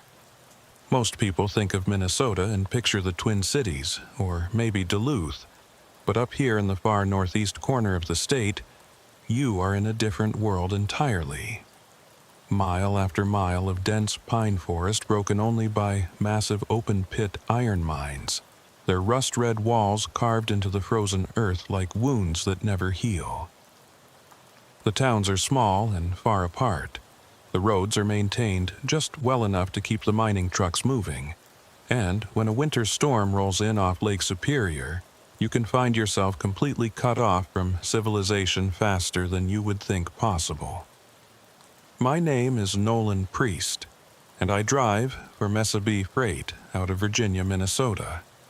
Not the state, the town. It is a small place built on iron mining, population maybe 8,000 on a good day, and it sits right in the heart of the Iron Range. The company I work for specializes in hauling equipment and supplies to the active mines scattered throughout the region. Heavy machinery parts, drilling components, industrial chemicals, the kind of cargo that keeps the mines operational and the local economy from collapsing completely. It is steady work that pays better than most trucking jobs because of the difficult conditions and the specialized knowledge required to navigate these roads safely. The roads up here are not like normal highways. Many of them started as mining access routes, rough tracks bulldozed through the wilderness to connect pit operations with processing facilities and rail yards. Over the years, they have been improved and paved, but they still retain that utilitarian character. Sharp curves, steep grades, minimal shoulders, and maintenance that focuses on keeping the surface drivable rather than safe or comfortable. In summer, you deal with logging trucks and tourist traffic heading to the boundary waters. In winter, you deal with ice, snow, and isolation that can turn deadly if you are not prepared. I learned to drive these roads from my father, who hauled taconite pellets for 30 years before his back gave out and forced him into retirement. He taught me to respect the Iron Range, to understand that the land up here does not care about your schedule or your plans. The weather changes fast. The roads can become impassable without warning, and help is often hours away if you get into trouble. The key to survival is knowing your limits, planning ahead, and never taking unnecessary risks just to meet a deadline. But sometimes the weather and the roads conspire against you in ways that no amount of planning can prevent. And that is exactly what happened to me last January during what the Weather Service later called the worst ice storm to hit the region in 20 years. I was hauling a load of replacement drill bits and hydraulic components to a mine site outside of Babbitt, a tiny town about an hour northeast of Virginia. The load was not particularly heavy, maybe 30,000 pounds total, but the equipment was expensive and the mine was desperate for it. One of their primary drills had broken down, and without those parts they would have to shut down an entire section of the operation. My dispatcher had impressed upon me the urgency of the delivery, but she had also made it clear that I should not take any risks if the weather turned bad. The forecast that morning had not looked particularly threatening. The meteorologists were calling for light snow and temperatures in the teens, typical January conditions for northern Minnesota. But anyone who has spent time in this region knows that weather forecasts are more like educated guesses than reliable predictions. The proximity to Lake Superior creates microclimates that can spawn localized storms with intensity that catches even experienced forecasters by surprise. I left Virginia around 10 in the morning, giving myself plenty of time to make the delivery and return before dark. The first hour of driving was uneventful. Highway 169 North was clear and dry, with just a few patches of snow on the shoulders.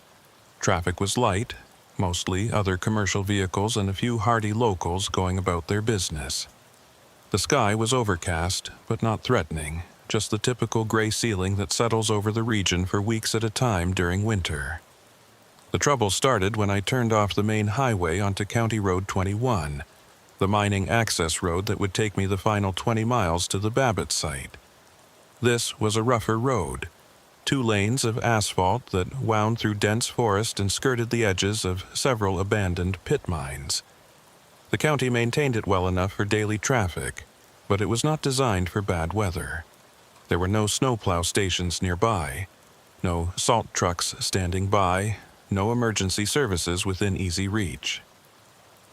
About 5 miles down County Road 21, I noticed the temperature starting to drop. My dashboard thermometer showed 18 degrees when I left the highway, but now it was reading 12 and falling. The wind had picked up too, gusting hard enough to rock my trailer occasionally. And then I saw the first drops of freezing rain hitting my windshield, tiny pellets of ice that the wipers smeared across the glass instead of clearing away. Freezing rain is every trucker's nightmare, especially on roads like these. It starts innocently enough, just a light precipitation that seems harmless. But it builds up fast, coating everything it touches with a layer of clear ice that is nearly invisible and slicker than anything else you will encounter on the road. Black ice, we call it, because it takes on the color of whatever surface it is coating. On asphalt, it looks like wet pavement, which makes it even more dangerous because drivers do not realize they are on ice until they lose traction. I slowed down immediately, dropping my speed from 50 to 35. My truck was equipped with good winter tires and I had plenty of experience driving in bad conditions, but black ice does not care about your equipment or your experience. It will take your wheels out from under you faster than you can react if you are not extremely careful. I turned on my 4-way flashers and moved to the center of the lane, trying to avoid the shoulders where ice would accumulate first. The freezing rain intensified over the next few miles, and I could see the road surface taking on that telltale wet sheen that indicated ice formation.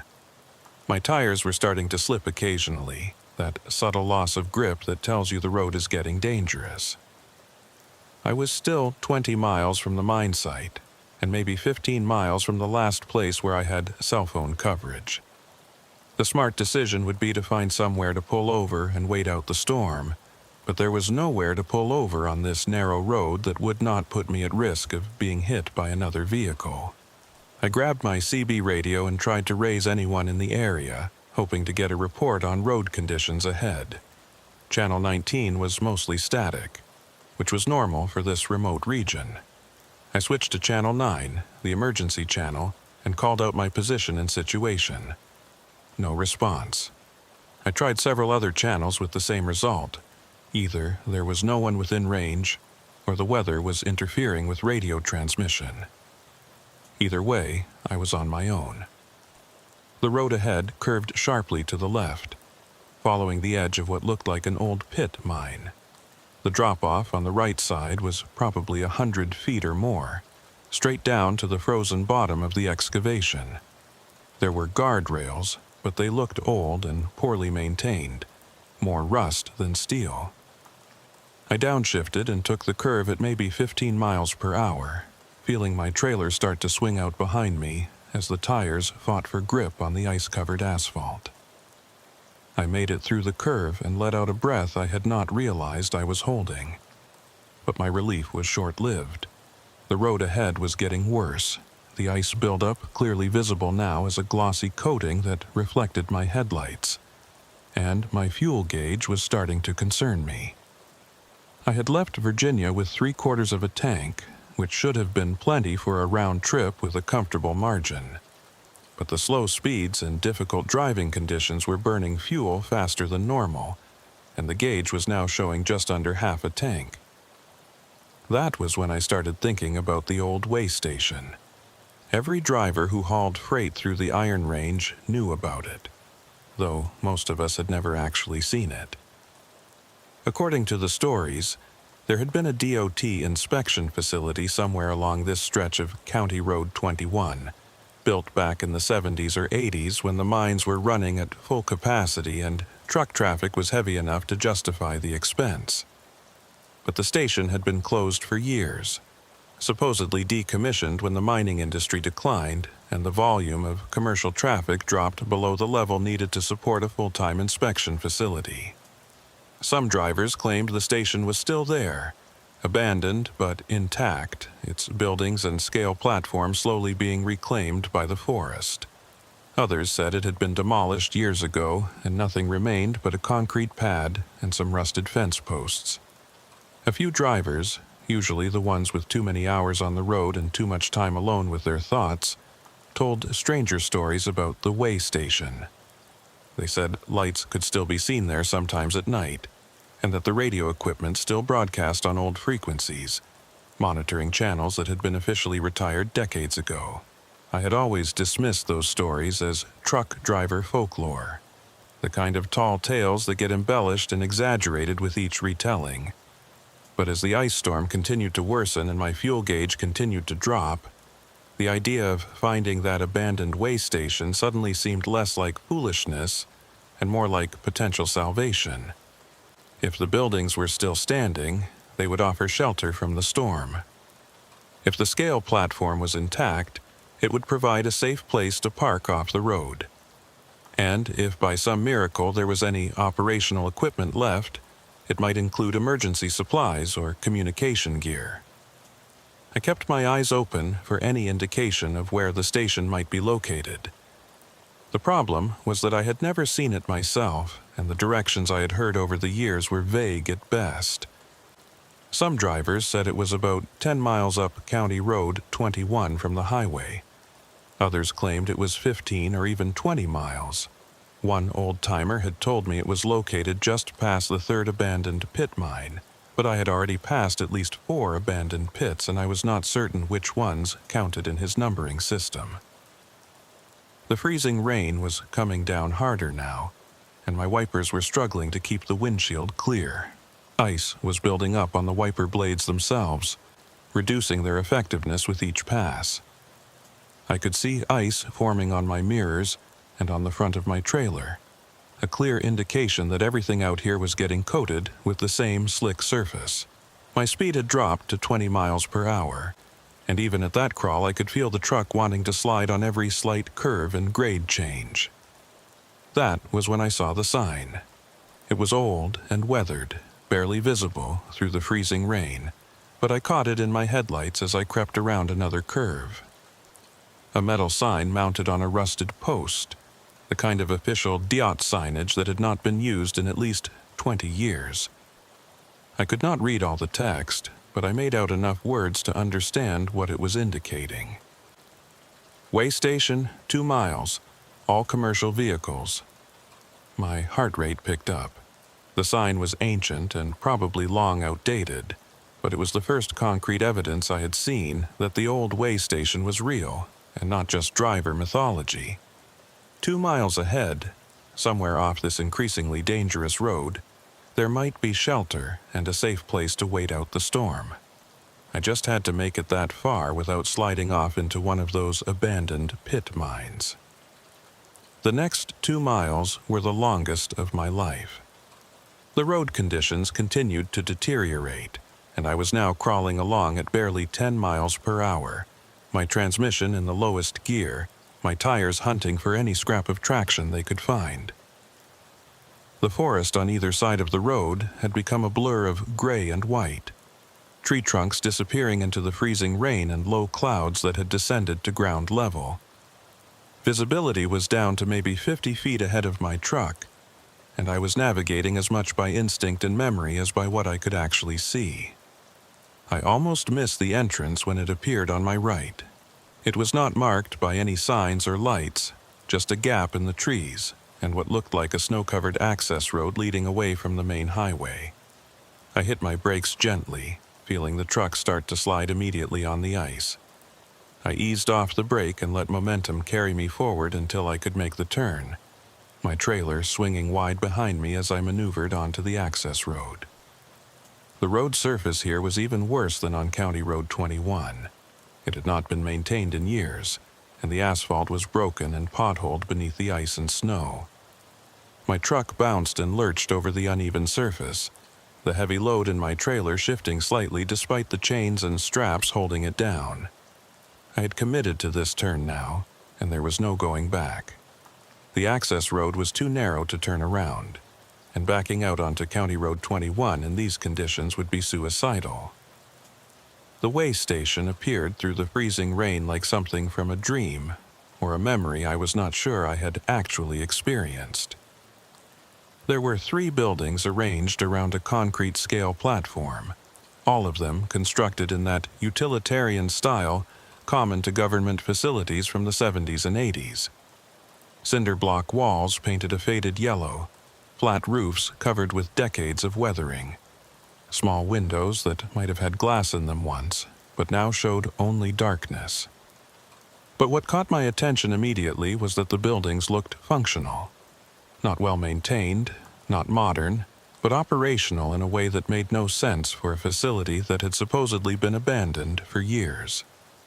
There were lights on inside at least one of the structures, a faint glow visible through the grimy windows. The parking area around the scale platform had been plowed at some point, though not recently, leaving a surface that was snow-covered but relatively level and free of the deep drifts that would have accumulated over years of abandonment. Most striking of all was the equipment.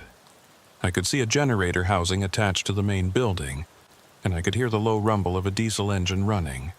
Someone was here, or at least someone had been here recently enough to leave the generator operational. The thought of finding help, shelter, and maybe even a way to communicate with my dispatcher or the mine site filled me with relief. I maneuvered my truck into the parking area and found a spot where I could park safely away from the scale platform. I set my parking brake and left the engine running, not wanting to risk it not restarting in these conditions. The ice was still falling, coating everything it touched, and the temperature had dropped to single digits according to my dashboard thermometer. Without shelter and heat, I would not last long out here. I grabbed my heavy coat, my flashlight, and my CB radio handset, then climbed down from the cab into the storm. The wind hit me immediately, driving ice pellets into my face with enough force to sting. I pulled my coat collar up and my hat down, then made my way carefully across the icy parking lot toward the main building where I had seen lights. As I got closer, I noticed more details that did not quite add up. There was a coffee cup sitting on the windowsill outside one of the buildings, the kind of disposable paper cup you get at gas stations. It had about an inch of liquid frozen in the bottom, but the cup itself looked relatively fresh, not faded by weeks of sun and weather. Near the entrance to the main building there were boot prints in the snow, not completely filled in yet, but also not fresh enough to have been made in the last hour or two. The door to the main building was unlocked, which was both encouraging and slightly unsettling. I pushed it open and stepped into a small entry area that opened into what looked like a combination office and break room. The heat hit me immediately, a blast of warm air that felt incredible after the freezing conditions outside. The generator I had heard was clearly powering heaters somewhere in the building, maintaining a temperature that was probably around 60 degrees. "Hello?" I called out, my voice echoing slightly in the empty space. "Is anyone here? I'm a commercial driver, got caught in the ice storm, looking for shelter and maybe a phone." No response. I walked further into the building, my boots leaving wet tracks on the linoleum floor. The office area had desks and filing cabinets that looked like they dated from the 80s, covered with a light layer of dust, but not the thick accumulation you would expect from years of abandonment. There was a coffee maker on a counter in the break room area, and when I touched it, I found it was still slightly warm. On one of the desks I found a clipboard with what looked like a vehicle inspection log. The top sheet had entries from earlier today, though the handwriting was difficult to read, and the format was outdated compared to modern DOT paperwork. I picked up the clipboard and examined it more closely, and that was when I felt the first real stirring of unease in my gut. The date on the log sheet was January 15th, but the year was 2003, 20 years ago. And the entries documented the inspection of several commercial vehicles, all with descriptions and license plate numbers written in the same precise handwriting. At the bottom of the sheet, signed in flowing script, was a name: Eldon Rook, Weighmaster. I set the clipboard down and looked around the office with new eyes. Everything here looked like it had been in use recently, but it also looked like it belonged to a different era.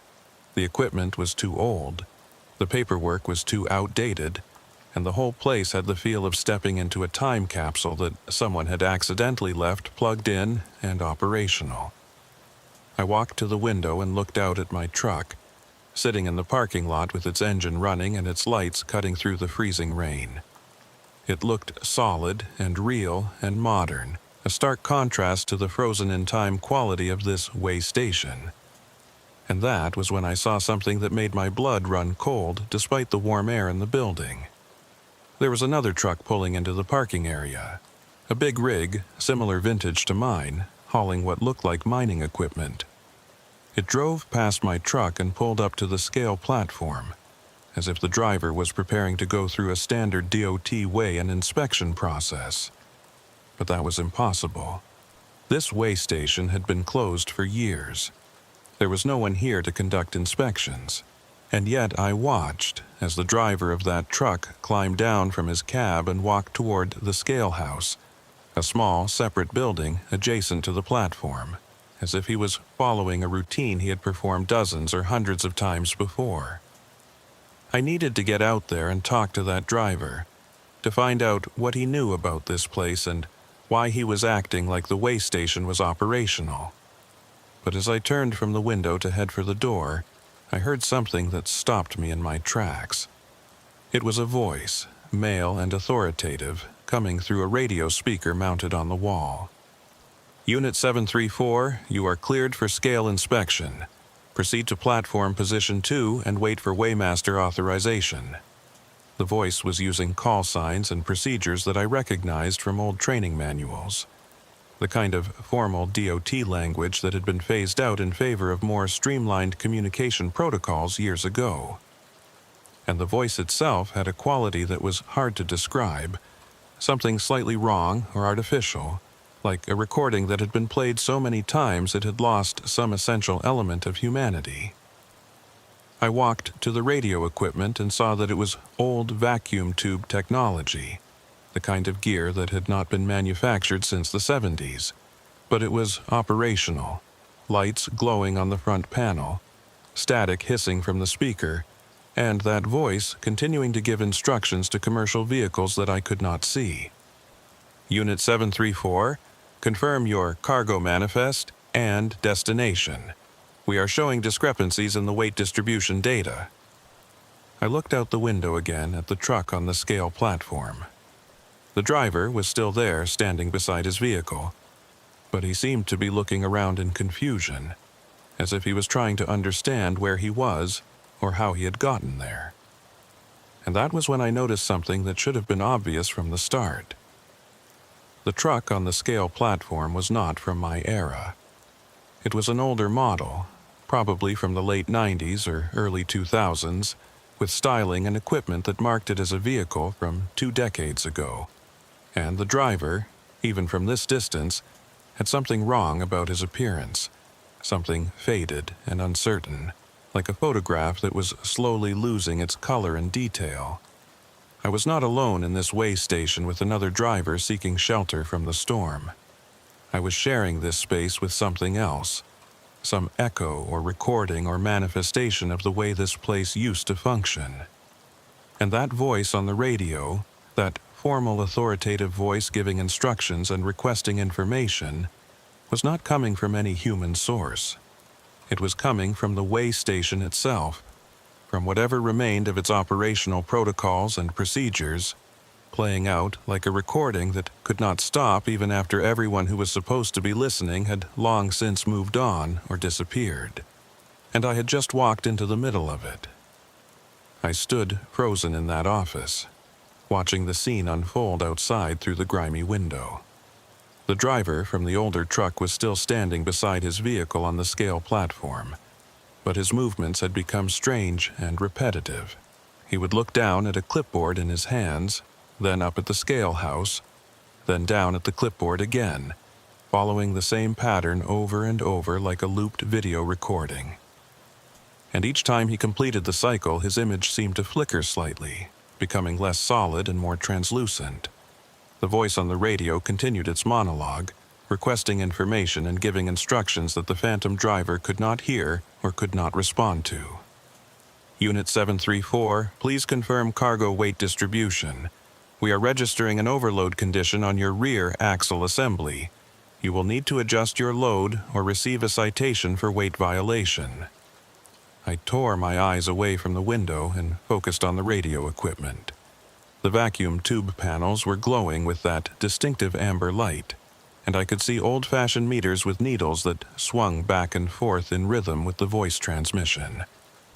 There had to be a way to shut this down, to turn off whatever was creating these phantom communications and ghost manifestations.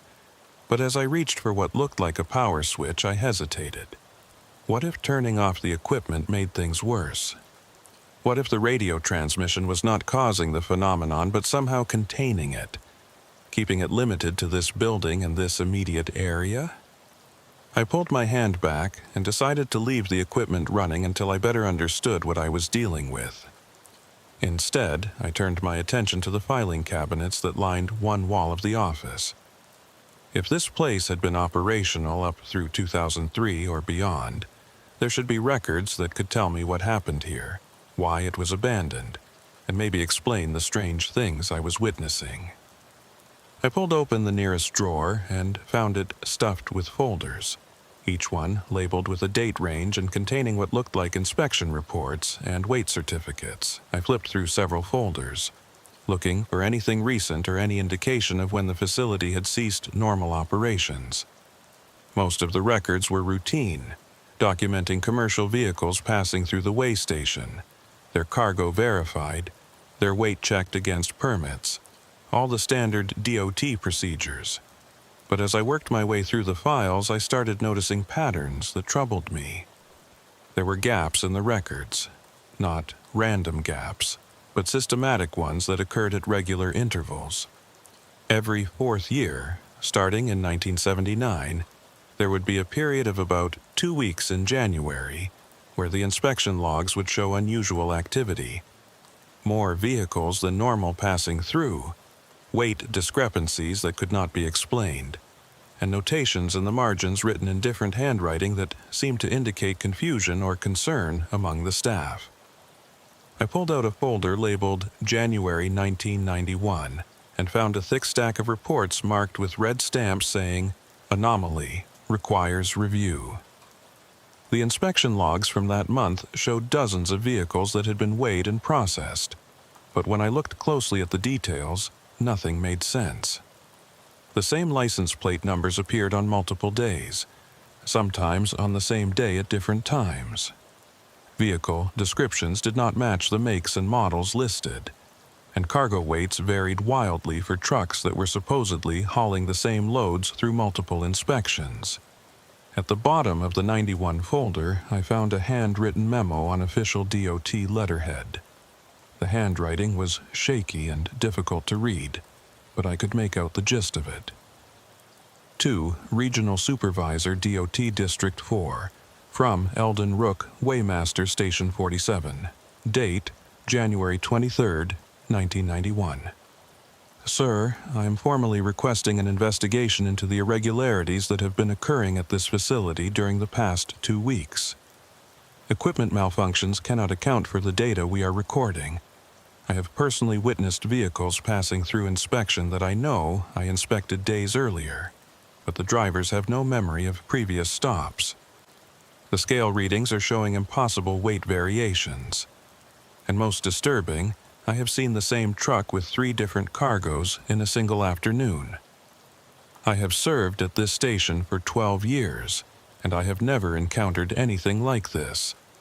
I am requesting either immediate technical support or temporary closure of the facility until we can determine what is causing these phenomena.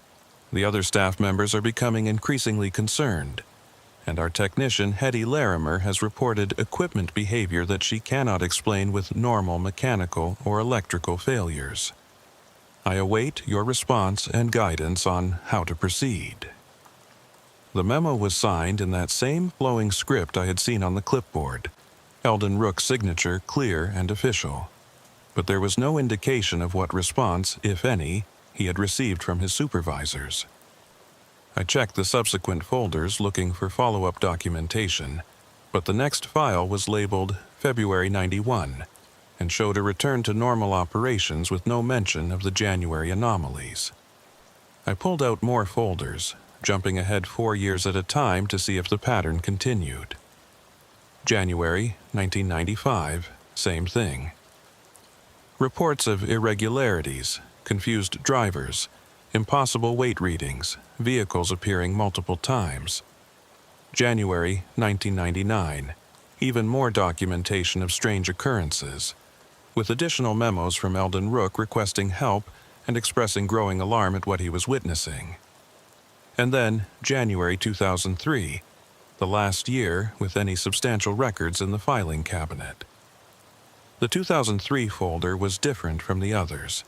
It contained the usual inspection logs and weight certificates, but it also contained incident reports, what looked like internal investigation documents, and a series of photographs that had been paper-clipped to a manila envelope marked Evidence, Do Not Remove. I opened the envelope carefully and spread the photographs on the desk. They had been taken inside and around the weigh station, showing various pieces of equipment, the scale platform, the interior of the buildings. But what caught my attention were the photographs showing the parking area and access road. In several of them, I could see trucks that appeared to be semi-transparent, ghost images captured on film alongside solid, normal-looking vehicles. In one particularly disturbing photograph, I could see 3 different versions of what appeared to be the same truck occupying the same space, like a triple exposure but with slightly different positions and orientations. Underneath the photographs was a final report, typed on official DOT stationery and signed by someone named Hetty Larimer, station technician.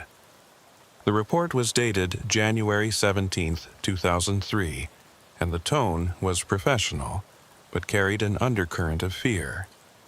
Equipment Analysis Report, Weigh Station 47, submitted by Hetty Larimer, Senior Technician, Nate, January 17, 2003. After 2 weeks of continuous monitoring and testing, I have been unable to identify any conventional mechanical or electrical cause for the anomalies occurring at this facility. The scale equipment is functioning within normal parameters when tested with calibrated weights. The radio transmission equipment passes all diagnostic checks. The generator and power systems show no irregularities. However, the phenomena continue. Vehicles are being recorded by our automated systems that do not match visual observations. Radio transmissions are being received on frequencies that should be inactive. The scale platform is registering weights for vehicles that are not physically present on the platform. Most concerning is the temporal inconsistency I have documented.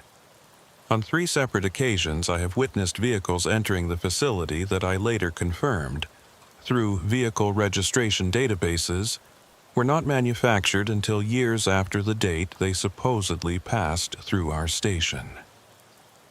On 2 occasions, I encountered commercial drivers who claimed to have no memory of previous inspections that our logs clearly show they underwent. I have reviewed the historical records for this facility and discovered that similar phenomena have been documented every 4 years, going back to at least 1979. Each occurrence lasts approximately 2 weeks in January, then ceases abruptly. During these periods, the weigh station appears to be operating in multiple timeframes simultaneously, creating overlaps and intersections that should not be possible. I am recommending immediate closure of this facility pending a full investigation by specialists with expertise in whatever is causing these occurrences. Weighmaster Rook concurs with this recommendation. We cannot continue to operate a DOT inspection facility under these conditions. The report ended there, with Hetty Larimer's signature and a notation that copies had been sent to multiple levels of DOT administration. But there was nothing in the file indicating what response the report had received or what actions had been taken. I checked the remaining folders and found that they ended abruptly after January 2003. There were no records for February or any subsequent months. It was as if the way station had simply ceased to exist as far as official documentation was concerned. I sat down at the desk and tried to process what I was reading. This place had been experiencing temporal anomalies for decades, regular occurrences that happened every 4 years in January. Vehicles from different time periods appearing simultaneously, drivers with no memory of previous visits, equipment that recorded things that had not happened yet or were still happening from events years in the past. And now, here I was, in January of 2024, exactly 21 years after the last documented occurrence. 21 years, not 20, which meant I was not in the middle of a regular 4-year cycle, unless the cycle had continued even after the facility was officially closed. The voice on the radio suddenly changed, interrupting my thoughts. Instead of the formal DOT instructions, I heard something different. A woman's voice, tired and frustrated, speaking in a conversational tone that contrasted sharply with the official transmissions. "Eldon, are you seeing this? I have 3 trucks on the scale right now, but only 1 is showing up on the weight sensors. And I'm getting radio signals from vehicles that aren't even here yet. The frequency analyzer is showing transmissions from next week. This is getting worse." A male voice responded, and I recognized it as the same authoritative tone that had been giving the formal instructions earlier. But now, it sounded more human, less artificial. "I see it, Hetty. Same thing that happened in '99. It starts with the phantom readings. Then we start seeing the actual manifestations. By the end of the week, we'll have trucks from half a dozen different time periods all trying to use the facility at once. We need to shut down," Hetty's voice said. "This isn't safe. What if one of these drivers gets caught in a temporal overlap? What if they get stuck here permanently?" "I've been requesting shutdown authorization for days," Eldon's voice replied. "But the regional office isn't taking it seriously. They think we're reporting equipment malfunctions, not actual temporal phenomena. Until someone with authority shows up and sees this for themselves, we're stuck here trying to manage something that shouldn't be possible." The transmission faded back into static, and I realized I had been listening to a recording, or rather an echo of a conversation that had happened 21 years ago. Hetty Larimer and Eldon Rook, the technician and the weighmaster, discussing the same impossible situation I was witnessing now. They had been trapped here, trying to do their jobs while reality fractured around them, waiting for help that apparently never came. I stood up and walked to the window again. The phantom truck on the scale platform had vanished, but now there were 2 other vehicles in the parking area that I had not seen arrive. One was a flatbed hauling timber, old enough that it could have been from the 80s or 90s. The other was a tanker truck that looked more modern, maybe from the early 2000s. Neither vehicle had drivers visible, and both had that same slightly translucent quality I had noticed before, like images projected onto the physical space rather than solid objects occupying it. My own truck was still there, solid and real, its engine running and its lights cutting through the freezing rain. It looked out of place among these ghost vehicles, too modern and too concrete. And that gave me an idea. If I was witnessing echoes from the past, vehicles and events that had happened years ago but were somehow bleeding through into the present, then maybe my presence here was creating an echo that would bleed through into another time. Maybe someone in 2003 or 1999 or 91 could see my truck the same way I was seeing theirs. I grabbed my CB radio handset, the one I had brought in from my truck, and keyed it. "This is Nolan Priest, Misabi Freight, broadcasting on Channel 19. If anyone can hear this, I'm at the old way station on County Road 21. I'm caught in an ice storm and I need information about this facility. Does anyone copy?" Static was the only response at first, But then I heard something that made my skin crawl. My own voice, but distant and distorted, saying the exact same words I had just spoken. It was like hearing an echo, but one that was delayed by seconds rather than milliseconds. And underneath my repeated message, I could hear other voices, dozens of them, all broadcasting on the same channel, all calling for help or information, all trapped in this same location at different points in time. I released the transmit button, and the cascade of voices faded, leaving only the normal static of an empty channel. But I knew now with certainty what I was dealing with. This way station was not just abandoned. It was caught in some kind of temporal loop, replaying the same 2-week period every 4 years, pulling in drivers who passed by during those windows and trapping them in overlapping timelines that should not be able to coexist. The question was whether I could leave. My truck was still running, still functional, still connected to my present-day reality. But if I drove away from here, would I return to normal January 2024 conditions on County Road 21? Or would I find myself displaced in time, arriving at the Babbitt mine site 20 years too early or too late? A ghost driver in a ghost truck passing through a world that had moved on without me? I needed more information before I made any decisions. The filing cabinets had given me historical context, but I needed to understand the mechanism, the cause of these temporal anomalies. There had to be something that triggered the phenomena, some explanation for why it happened every 4 years, and why it centered on this specific location. I walked to the back of the building where I had seen another door, one that presumably led to the scale house or the generator room. If Hetty Larimer had been trying to document the equipment failures and temporal inconsistencies, she would have focused her investigation on the machinery itself. Maybe she had left notes or findings that would explain what was causing the way station to malfunction across time. The door opened into a maintenance area filled with electrical panels, tool benches, and spare parts. Everything was covered with dust except for one corner of the room where a workbench had been cleared and covered with papers, diagrams, and what looked like technical specifications.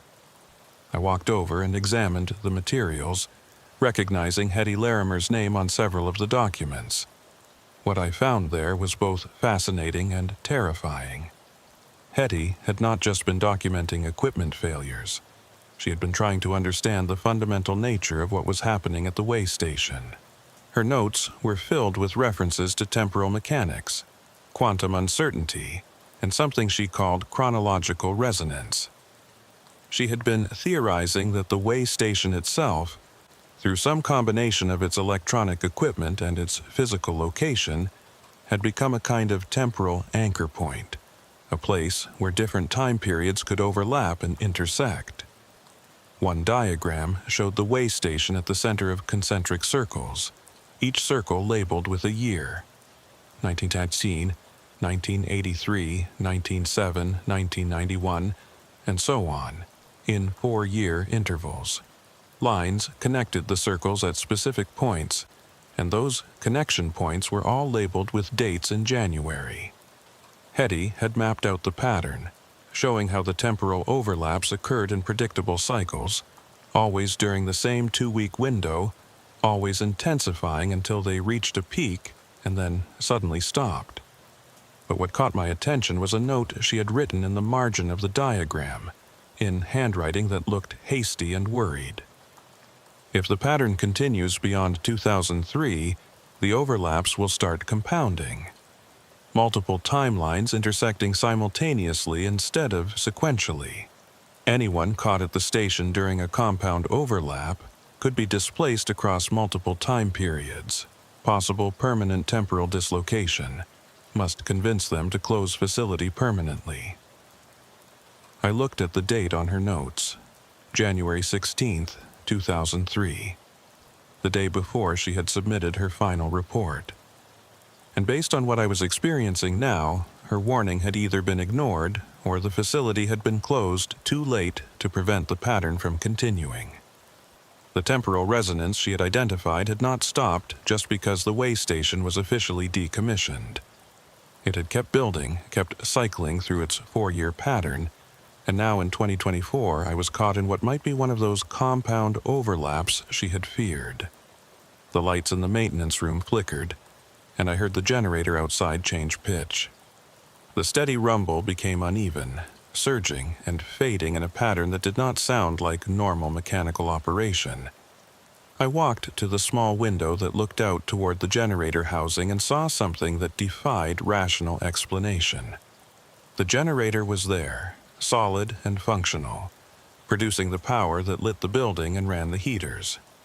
But overlapping it, occupying the same space, I could see other versions of the generator in different states of repair. One looked brand new, its housing pristine and unmarked. Another looked old and rusted, barely functional, and a third was partially disassembled, surrounded by tools and parts that flickered in and out of visibility. I was seeing the generator as it existed in multiple time periods simultaneously. And if I could see that, then the temporal overlap was intensifying.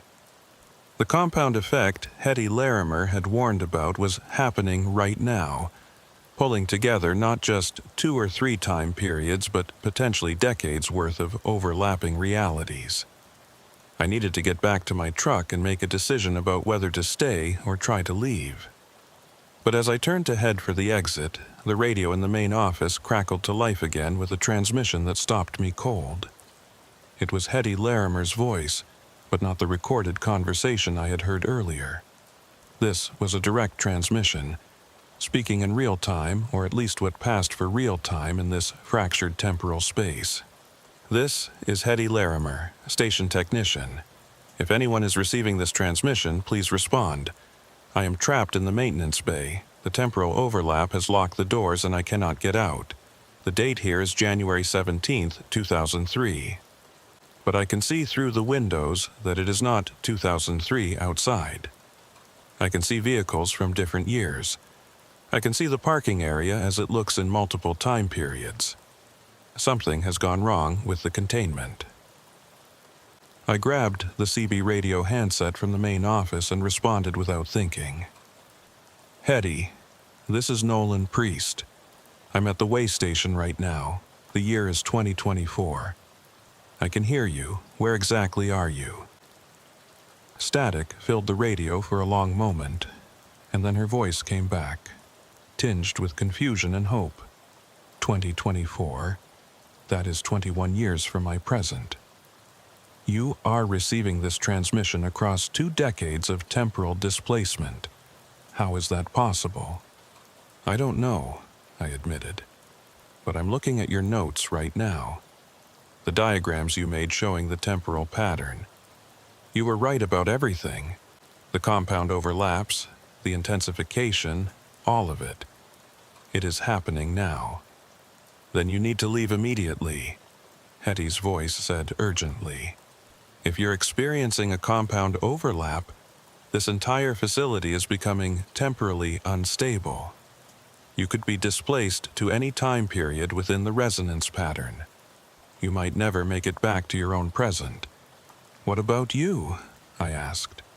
If you're trapped in 2003 and I'm here in 2024, can I help you get out? There was a long pause before she responded. I don't think so. If I'm speaking to you across 21 years, then I might already be beyond help. Time is not moving the same way for me as it is for you. I might be experiencing hours while you experience minutes, or vice versa. We might be trapped in different reference frames that never quite sync up. The implications of that were staggering and horrifying. Hetty Larimer had been trapped in a temporal pocket for 21 years, possibly experiencing subjective time at a different rate, isolated from normal causality. And I was on the verge of joining her unless I could find a way to break free of the way station's temporal influence. I'm going to try to reach the access road, I said into the radio. If I can get far enough from the facility, maybe I can break out of the temporal resonance. Be careful, Hetty's voice warned. The boundaries of the resonance field are not stable. You might cross what you think is the edge, only to find yourself deeper in the overlap. The only certain way to escape is to wait for the cycle to end.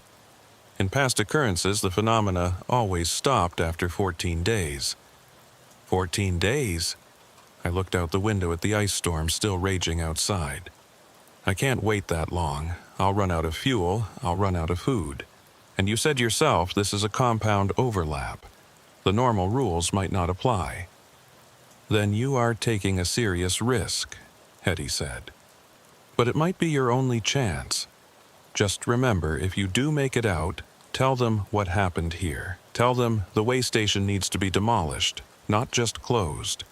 As long as the structure exists, the temporal resonance will continue. Every 4 years, more drivers will get caught in it. I acknowledged her warning and clipped the radio to my belt. It was time to make my choice. Stay here in the relative safety of the heated building and risk becoming permanently displaced across time, or make a run for my truck and hope I could drive far enough to escape the resonance field before the compound overlap trapped me completely. Looking out at the parking area, I could now see at least a dozen vehicles, all from different time periods, all occupying the same space in ways that should have been physically impossible. My truck was still there among them, still solid and real. But for how much longer? I grabbed my coat and headed for the door, ready to make my escape attempt. Behind me, the radio continued to crackle with transmissions from multiple time periods. Voices calling out across decades, all trapped in the same impossible moment that kept repeating at the black ice way station. I pushed through the door and back into the ice storm, the cold hitting me like a physical blow after the warmth of the heated building. The freezing rain was still falling, maybe even harder than before, coating every surface with that treacherous layer of clear ice. But what stopped me in my tracks was not the weather. It was what the parking area had become. Where there had been maybe a dozen ghost vehicles when I looked out the window moments ago, there were now dozens more. The entire parking area was filled with trucks from different eras, all occupying the same space, all flickering in and out of solidity like a badly tuned television signal. I could see vehicles from the 70s with their distinctive boxy styling, trucks from the 80s and 90s, more modern rigs from the 2000s, and even a few that looked contemporary to my own 2024 model. They were layered on top of each other, transparent and overlapping, creating a dizzying visual effect that made depth perception almost impossible. My truck was still there, and it was still solid. I could see it clearly among all the phantom vehicles, its running lights cutting through the temporal chaos. But the path to reach it was now crowded with obstacles that might or might not be physically present. I had no way of knowing which ghost trucks I could walk through, and which ones had enough temporal solidity to block my path, or worse, trap me inside their displaced time frames if I made contact. I started walking carefully across the parking lot, testing each step before committing my full weight. The ice beneath my feet was real enough, slick and treacherous, but the vehicles around me shifted and changed with each step I took. A flatbed hauling lumber would appear solid directly in front of me, forcing me to change direction, then fade to transparency as I approached, revealing a completely different truck behind it. Halfway to my own vehicle, I heard engines starting, not the sound of one or two trucks, but dozens of them, all firing up simultaneously in a cacophony that hurt my ears. The ghost vehicles around me were coming to life, responding to some command or schedule from their respective time periods. I watched as several of them began to move, driving in patterns that made no sense, passing through each other and through solid objects without any indication that they registered the obstacles. One truck, a tanker from what looked like the early 90s, drove directly toward me. I had maybe 3 seconds to decide whether to stand my ground, gambling that it was just a phantom that would pass harmlessly through me, or to dive out of the way and risk serious injury on the ice-covered ground. The truck's headlights were bright and solid-looking, its engine noise loud and real. At the last possible moment, I threw myself to the side. I hit the ground hard, my shoulder taking the brunt of the impact, and slid several feet across the ice. The tanker truck passed through the space where I had been standing, and I felt something as it went by. Not a physical impact, but a sensation of wrongness, like walking through a cold spot in a warm room, or touching something that should be one temperature but feels like another. The truck's displaced timeline brushed against mine, and for just a fraction of a second, I saw through the driver's window into the cab. There was someone behind the wheel. A man, maybe 40 years old, with a confused expression on his face. He was looking around as if trying to figure out where he was, and his lips were moving like he was speaking or calling out for help. Then the truck was past me and fading back into translucency, and the driver's desperate face disappeared along with it. I struggled to my feet, my shoulder aching from the fall, and continued toward my truck more cautiously. The CB radio clipped to my belt crackled continuously now, picking up dozens of overlapping transmissions. I heard Hetty Larimer's voice occasionally, still trapped in her 2003 temporal pocket, calling out warnings and technical information.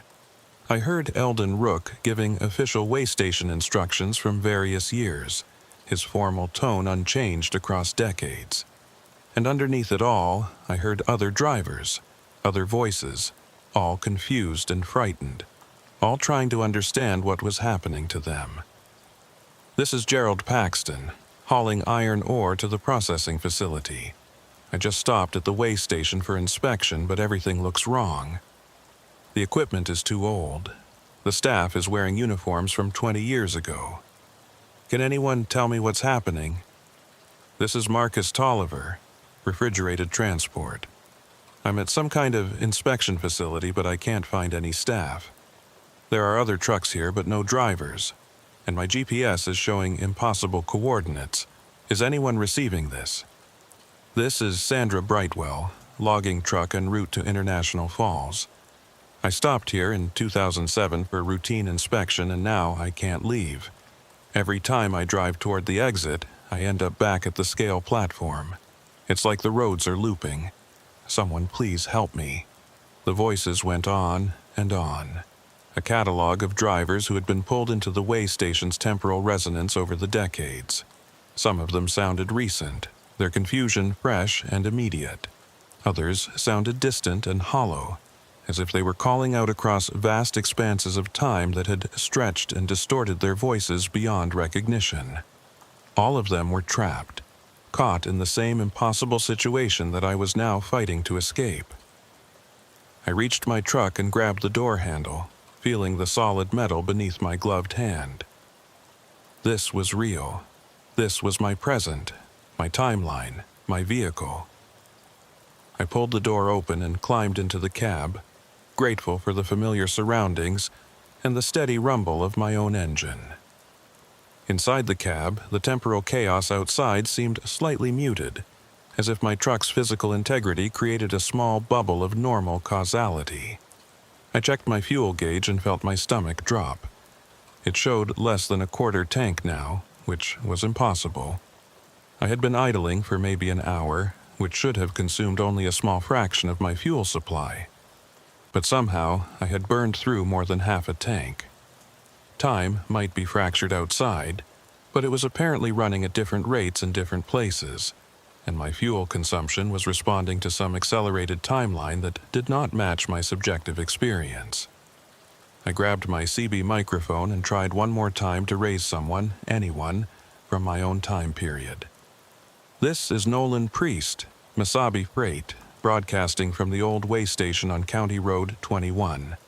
I'm experiencing severe temporal anomalies and attempting to evacuate the area.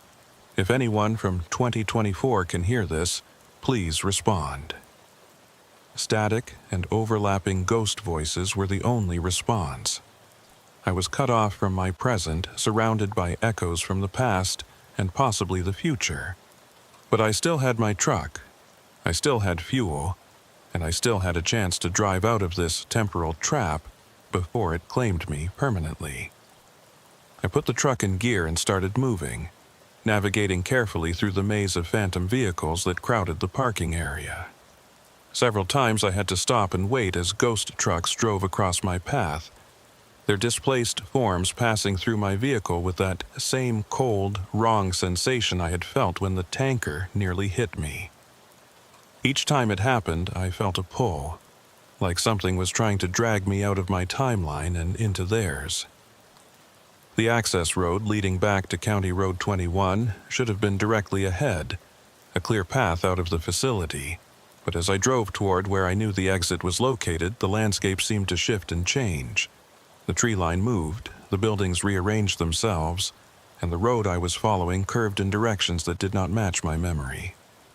I was experiencing what Sandra Brightwell had described, the way station's temporal resonance creating loops and distortions in physical space that made escape impossible. I tried a different approach, turning right instead of left, following what looked like a service road that ran behind the maintenance building. This path was narrower and less maintained, but it seemed to lead away from the main facility. I followed it for maybe 200 yards, my truck bouncing over rough ground, and then I saw something that made me slam on the brakes. There was another truck ahead of me, parked perpendicular across the service road, completely blocking my path.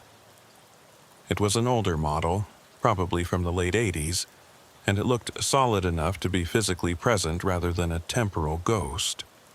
As I sat there with my engine idling, trying to decide whether to attempt going around it or backing up and finding another route, I saw movement in the other truck's cab.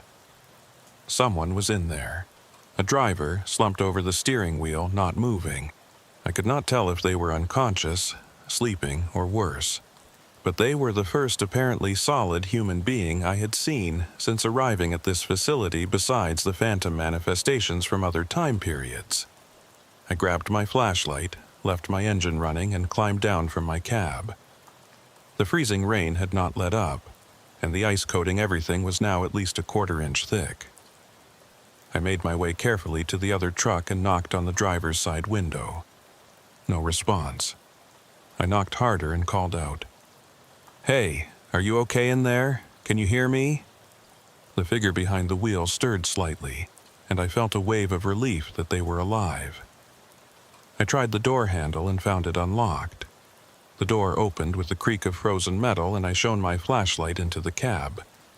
The driver was a man, probably in his 50s, wearing a heavy winter coat and a knit cap. His eyes were closed and his skin was pale, but I could see his chest rising and falling with shallow breaths. He was alive, but clearly in distress, possibly hypothermic despite his warm clothing. "Sir, can you hear me? My name is Nolan Priest. I'm a truck driver like you. We need to get you warmed up and figure out how to get out of here." The man's eyes flickered open, focusing on me with difficulty. When he spoke, his voice was weak and confused. "What year is it?" The question caught me off guard.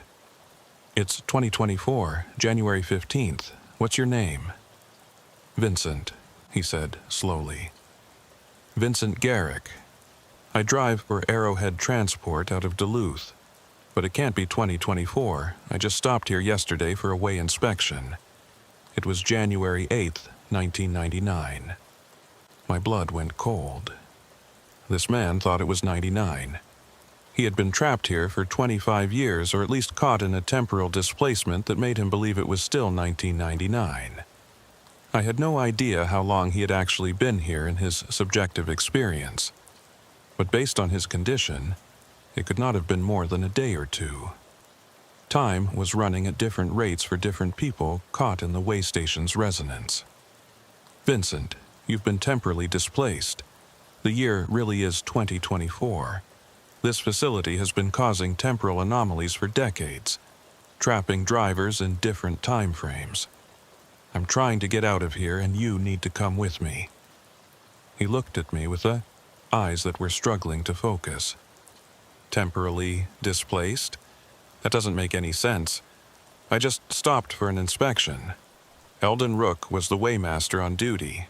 He told me to park here while he checked my cargo manifest. I was only supposed to wait a few minutes. How long have you been waiting? I asked, though I was afraid of the answer. Vincent thought about it, his face scrunching with the effort of concentration. I'm not sure. My watch stopped working. My phone died. I tried to start my truck and leave, but the engine wouldn't turn over. I've been sitting here trying to stay warm, waiting for someone to come help me. How long has it been?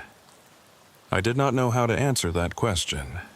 For Vincent, subjectively, it might have been hours or days.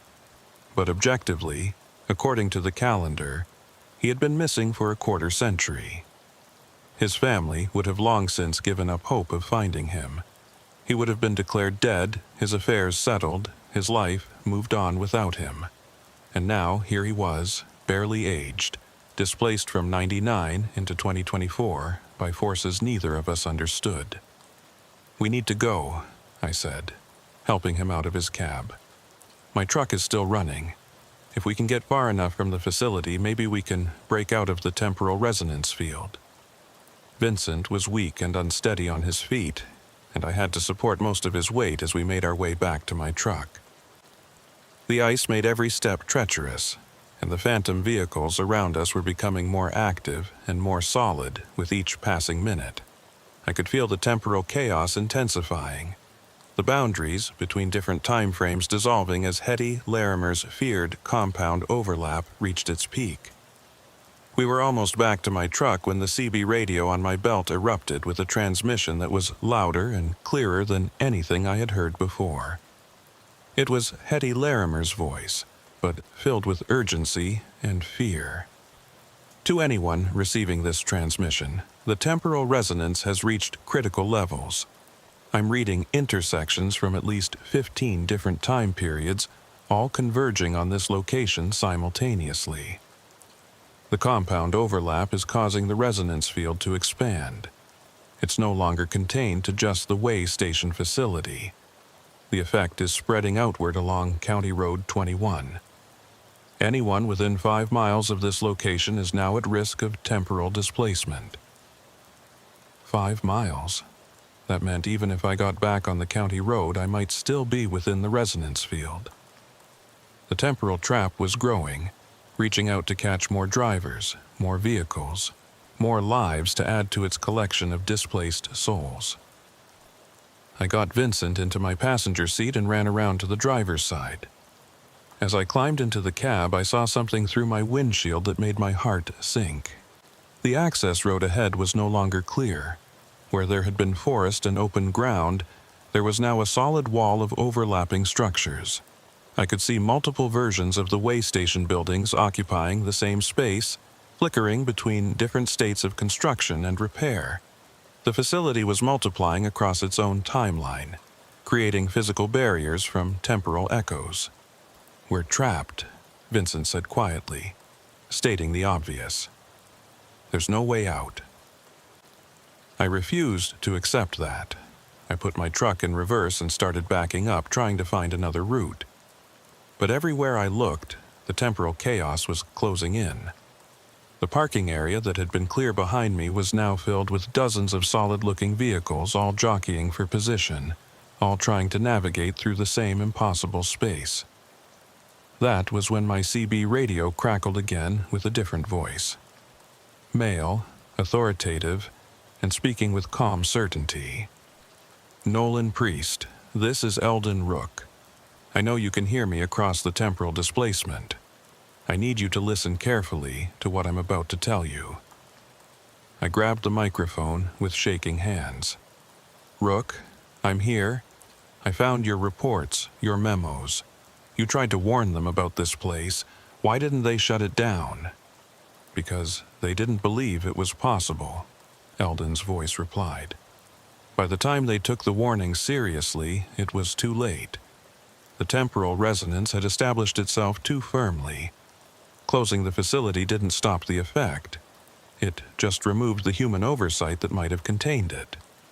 Can you tell me how to get out of here? There has to be a way to break free of the resonance field. There was a long pause before Eldon responded, and when he did, his voice carried a weight of sadness and resignation. "There are two ways out, Mr. Priest. The first is to wait for the cycle to complete. In approximately 72 hours, the resonance will fade and return to dormancy for another 4 years. Anyone still present at that time will be released back to their original timeline. 72 hours? I don't have enough fuel to run my engine that long. And what about Vincent Garrick? He's been here since 1999. If he gets released back to his original timeline, he'll still be trapped in the past." "That's correct," Eldon said. "Temporal displacement is not reversible through the natural cycle completion. Those who have been displaced across years will remain displaced when the resonance fades. The second way out is more dangerous, but offers the possibility of returning to your correct timeline. What is it? The temporal resonance emanates from a specific point source within the facility. Hetty Larimer identified it during her final investigation in 2003. It's located in the basement level of the main building, in what used to be the electrical substation. If you can reach that location and disrupt the source, you might be able to collapse the resonance field entirely." "Might?" I did not like the uncertainty in that word. "The resonance has been building for over 40 years, Eldon explained. Collapsing it suddenly could cause a temporal shockwave that would affect everyone caught in the field. You might be returned to your proper timeline. You might be scattered across multiple time frames. Or you might cease to exist entirely, erased from causality as the timeline reorganizes itself without the artificial intersection point." I looked at Vincent slumped in my passenger seat, at the temporal chaos outside my windshield, at my fuel gauge showing less than a quarter tank. 3 terrible options, and I had to choose quickly before the decision was taken away from me.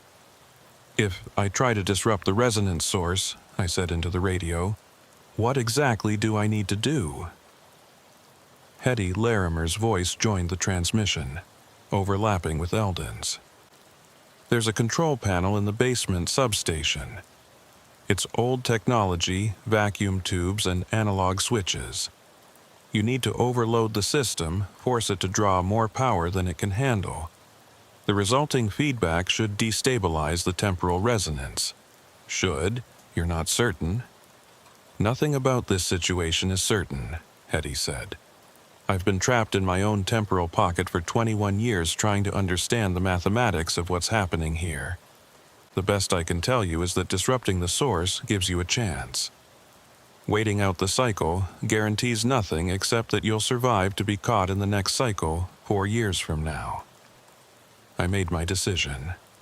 Sitting in my truck watching my fuel gauge drop while the temporal chaos intensified around me was not survival. It was just a slower form of being trapped. I had to try to break free, even if the attempt carried risks I could not fully understand. "I'm going to try it," I said.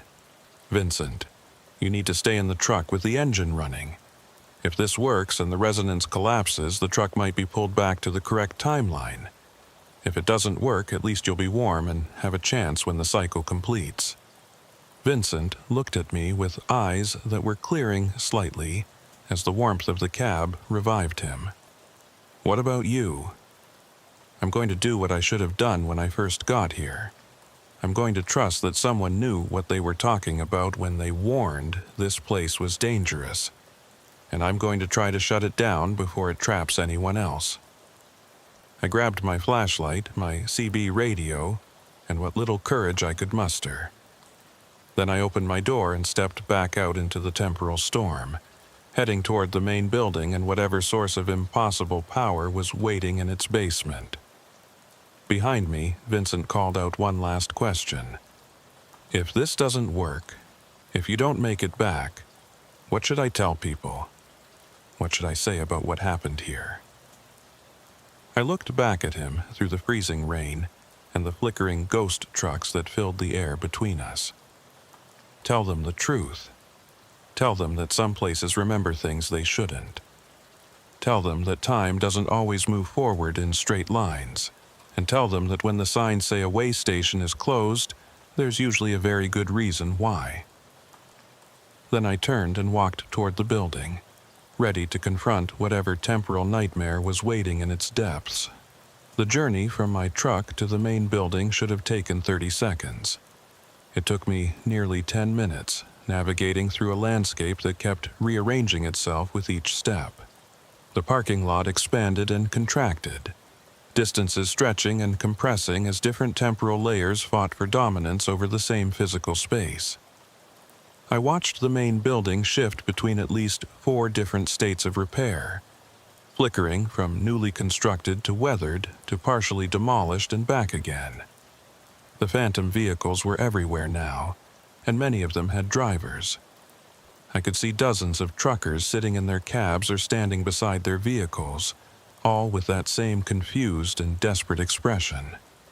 Some of them looked right at me, their mouths moving as if calling out for help, but no sound reached my ears. They were trapped in their own temporal pockets, experiencing their own versions of this nightmare, unable to interact with anyone outside their specific displaced time frame. I recognized some of the names I had heard on the CB radio. A woman standing beside a refrigerated truck who must have been Sandra Brightwell, trapped since 2007. A younger man leaning against a flatbed hauling iron ore. Probably Gerald Paxton from one of the earlier cycles. And there, near the scale platform, I saw a figure in what looked like a DOT uniform, moving with purpose between vehicles as if conducting inspections that would never be completed. That had to be Eldon Rook himself, or at least a temporal echo of him, still performing his duties decades after the facility had officially closed. I pushed through the front door of the main building and immediately felt the temperature difference. It was not just warm anymore. It was hot, oppressively so.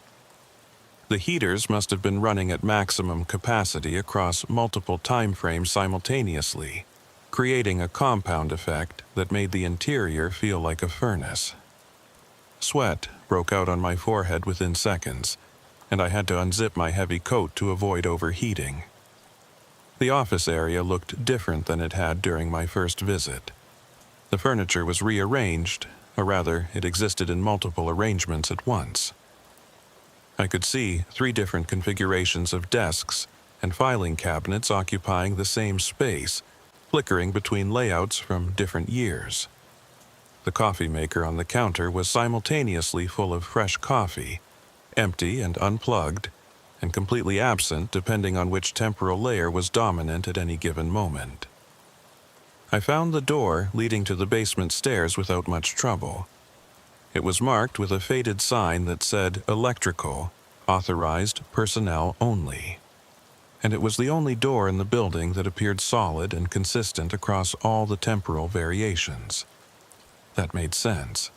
If this was where the resonance originated, the source point itself would be the most stable location in the entire facility.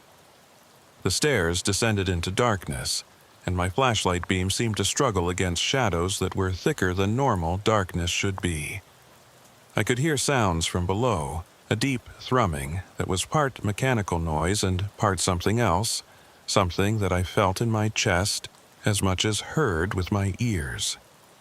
It was the sound of the temporal resonance itself, the physical manifestation of decades of accumulated temporal distortion. The basement was larger than I expected, a single, open space that must have extended under most of the main building. The walls were lined with electrical equipment that looked like it belonged in a museum of industrial history.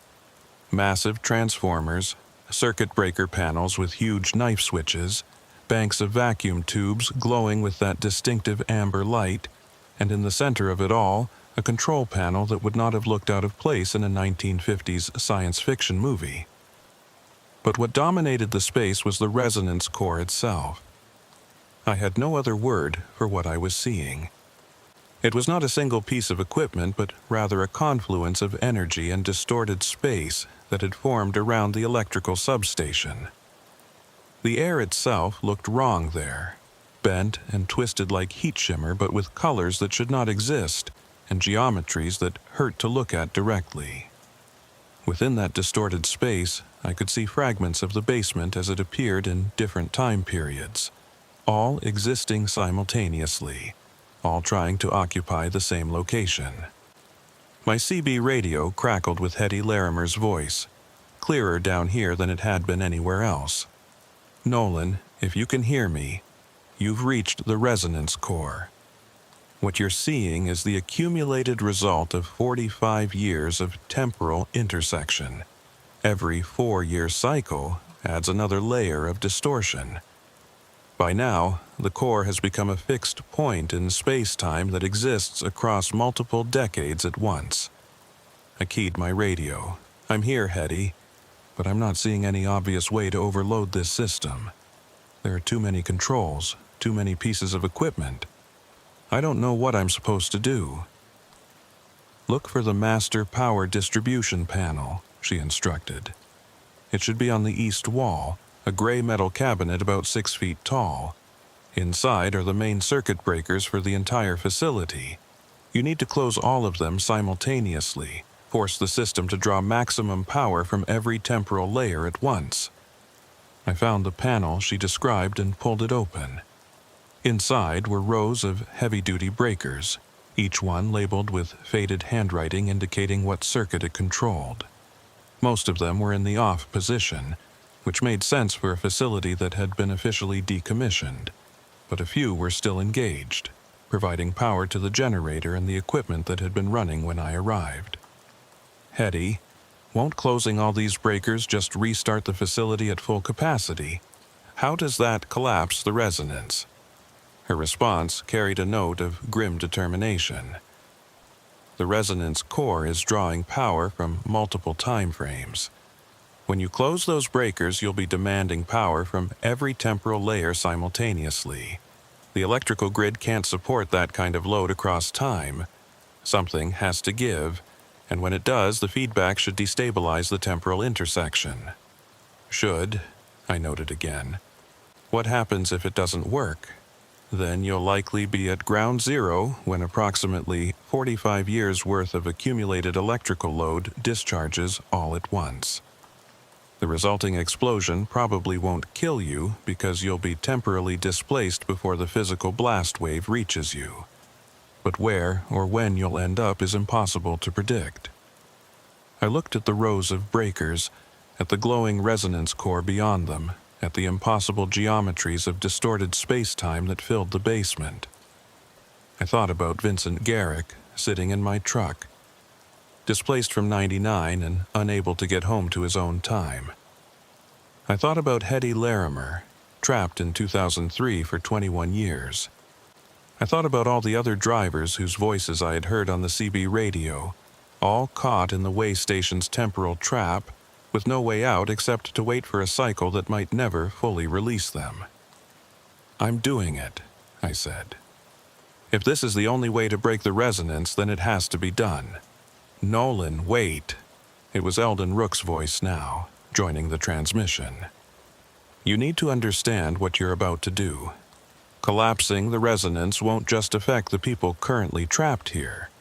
It will affect everyone who has ever been caught in the temporal cycles.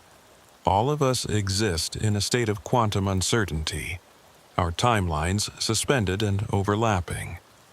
When you collapse that state, causality will have to resolve itself. Some of us might return to our proper places in time. Some of us might never have existed at all. You could be erasing decades of lives and memories." I stood with my hand on the first breaker, considering his words. He was right. I had no way of knowing what collapsing the resonance would do to all the people who had been displaced by it. But I did know what would happen if I did nothing. The resonance would continue to grow, the compound overlaps would intensify, and more drivers would be pulled into this temporal nightmare every 4 years forever. "I'm sorry, Eldon," I said quietly, "but this has to end. It should have ended decades ago when you first warned them about the anomalies. Maybe if I had been in your position, I would have found a different solution." But right now, this is the only option I can see. I started closing breakers, working my way down the rows, engaging each circuit one after another. With each breaker I closed, I could hear the electrical systems coming to life, humming and buzzing with increasing intensity. The lights in the basement grew brighter. The vacuum tubes glowed hotter, and the thrumming sound from the resonance core increased in volume and pitch.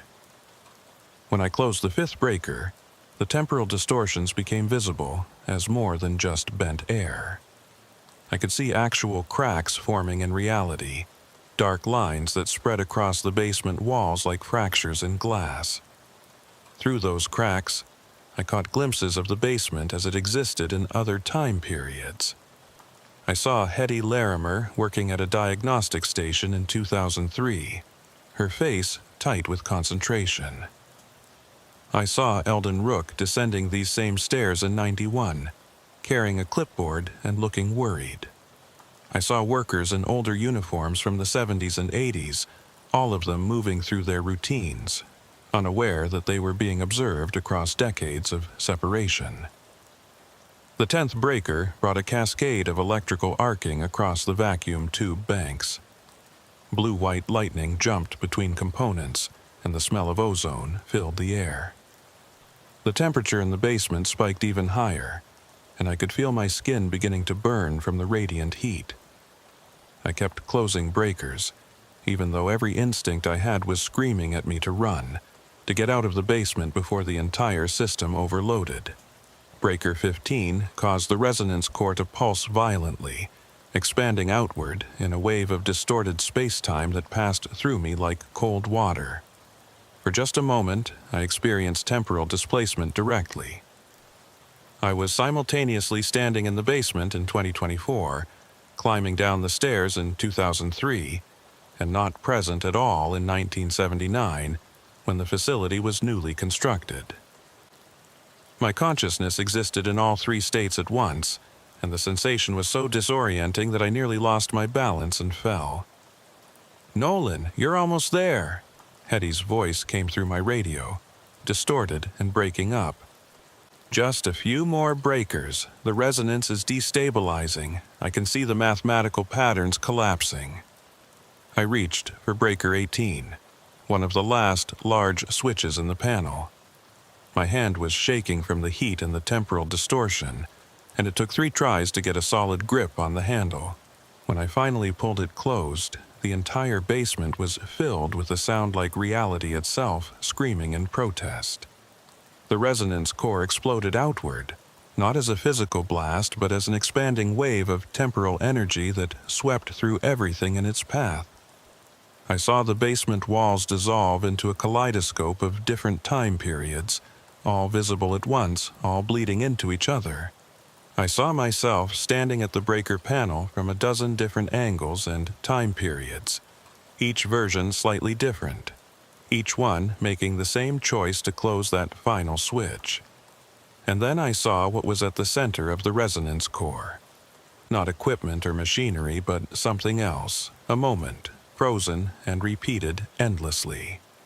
It was January 15th, 1979, the day the way station had first gone operational.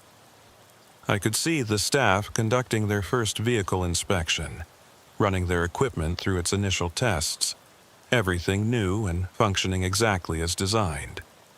But there had been a solar flare that day, a massive burst of electromagnetic radiation that had struck the Earth's magnetic field at precisely the moment the way station's electrical systems were energized for the first time. The combination of the facility's particular electromagnetic signature and the solar storm's energy had created a temporal resonance that locked that moment into a permanent loop. Every 4 years, when the solar cycle brought conditions similar to that first storm, the resonance would spike, pulling in anything nearby and adding it to the endless repetition of that inaugural day. I closed the last breaker. The effect was instantaneous and catastrophic. Every piece of electrical equipment in the basement overloaded simultaneously, drawing power from every temporal layer at once. The vacuum tubes shattered. The transformers exploded in showers of sparks, and the circuit breakers I had just closed immediately tripped open again, as the system tried desperately to protect itself from impossible electrical loads. But it was too late. The resonance core could not maintain itself against the feedback, and it collapsed inward like a star going supernova in reverse. All the accumulated temporal energy from 45 years of 4-year cycles imploded into a single point, and then exploded outward in a wave of causality correction that swept through the entire facility.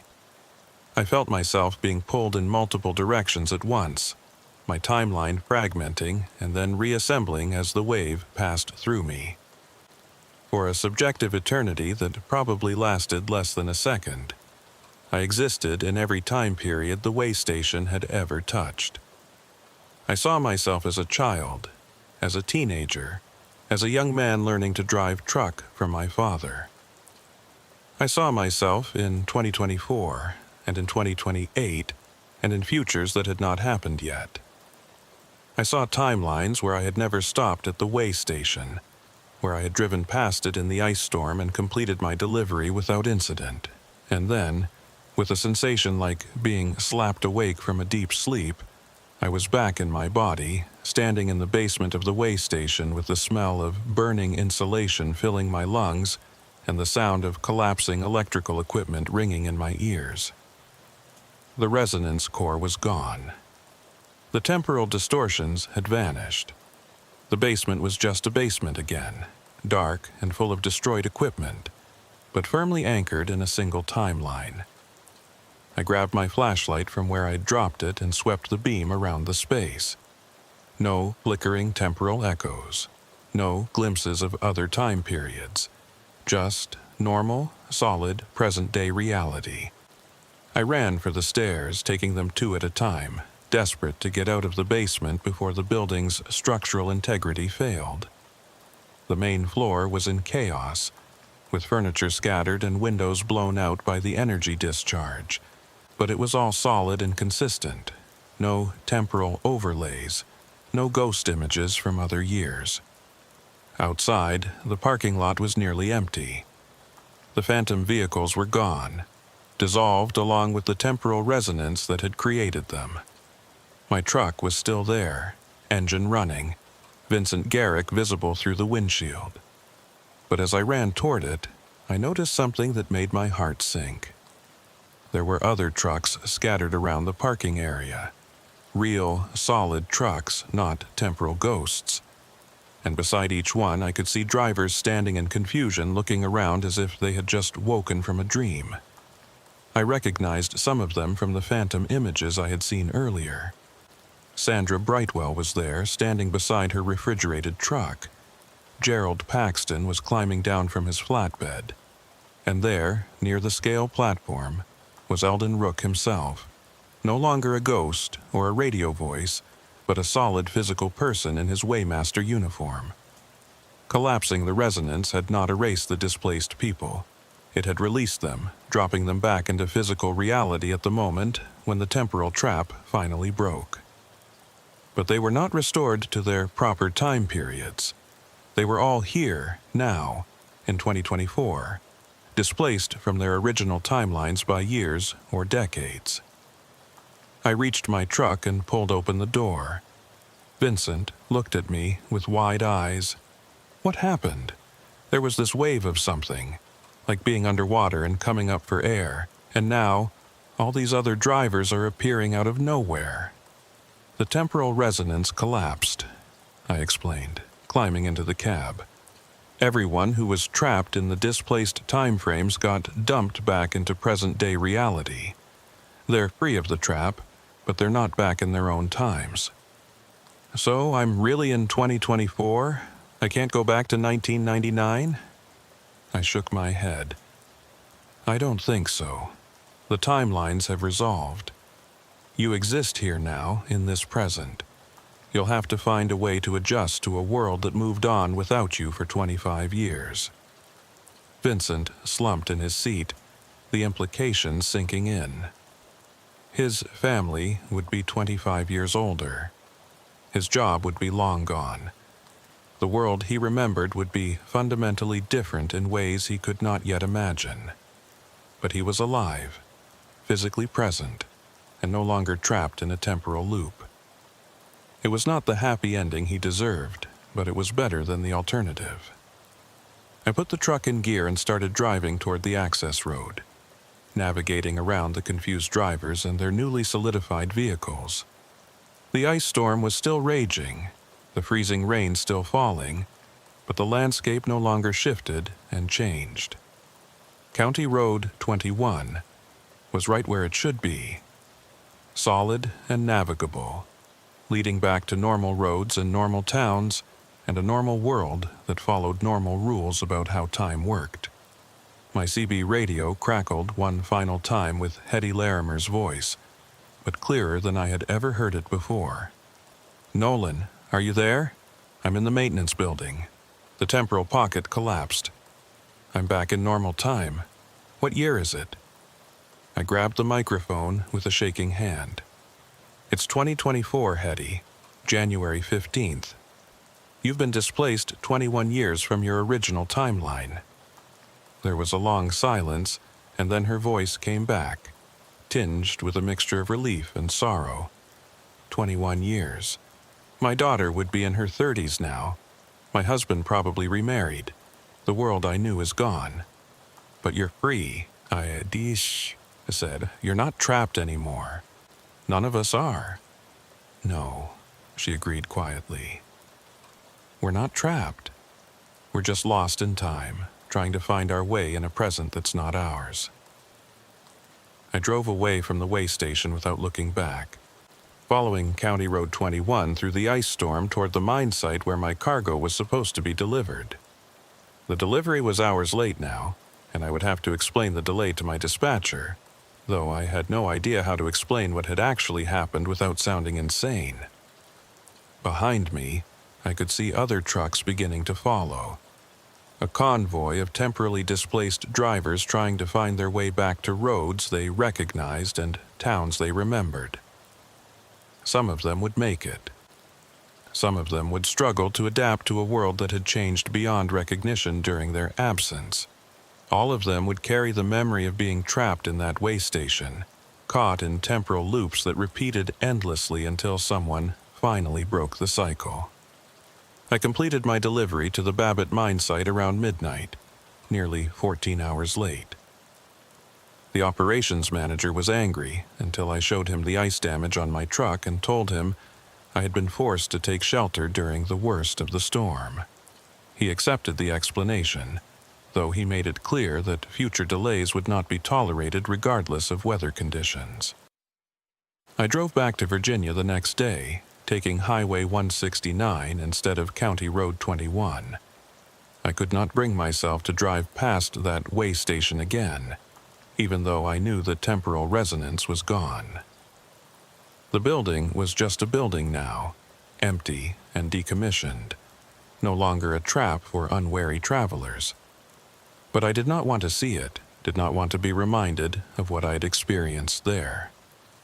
Over the next few weeks, I heard stories on the news about mysterious appearances of missing persons throughout northern Minnesota. Truck drivers who had been declared dead after disappearing years or decades ago were turning up confused and disoriented, claiming they had just stopped at a way station for a routine inspection. The authorities treated them as cases of amnesia or mental breakdown, unable to accept the truth of what had really happened to them. Vincent Garrick contacted me a month later. He had managed to track down his family and was slowly rebuilding connections with children who had grown up without him and a wife who had mourned and moved on. It was painful and difficult, but he was grateful to be alive and free, even if the life he returned to bore little resemblance to the one he had left. Hetty Larimer disappeared from public record shortly after the incident.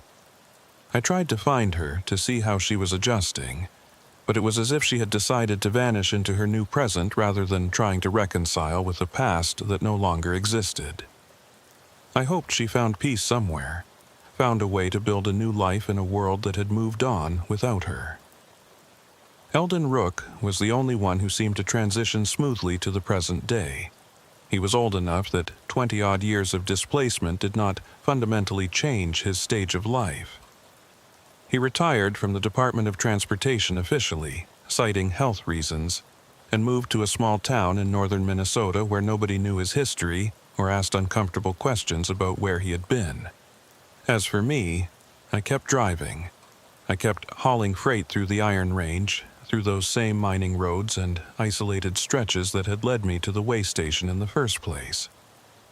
But I was more careful now about where I stopped during bad weather, more attentive to the warnings that some places carry about their past.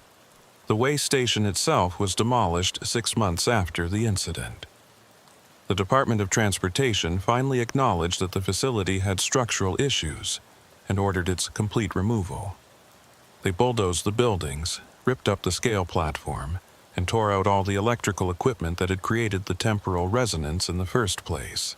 The site was graded flat and allowed to return to forest with no markers or signs indicating what had stood there. But I know. Every time I drive past that stretch of County Road 21, I know what used to be there. And on cold January nights when ice storms blow in off Lake Superior, I sometimes wonder if the temporal resonance is truly gone, or if it is just dormant, waiting for the right conditions to reform and begin trapping drivers again. I have been hauling freight through Minnesota's Iron Range for 6 years now, and I can tell you with absolute certainty that some places remember things they should not. Some places hold on to moments and repeat them long after those moments should have faded into history. And some places, if you are not careful, will pull you in and keep you forever, or at least until someone is brave enough or foolish enough to break the cycle. The way station is gone now. The temporal resonance is collapsed. The trapped drivers are freed, though freedom in the wrong time period carries its own kind of imprisonment. But sometimes, late at night, when I am monitoring Channel 19 on my CB radio, I hear voices that sound familiar. Drivers calling out positions on roads that no longer exist, requesting assistance at facilities that were demolished years ago, speaking in radio protocols that have not been used in decades.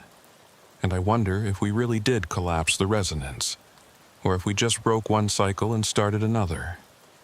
I wonder if somewhere, in some temporal pocket we did not find or could not reach, there are still drivers trapped at the Black Ice way station, waiting for the next cycle to complete, hoping someone will come to free them.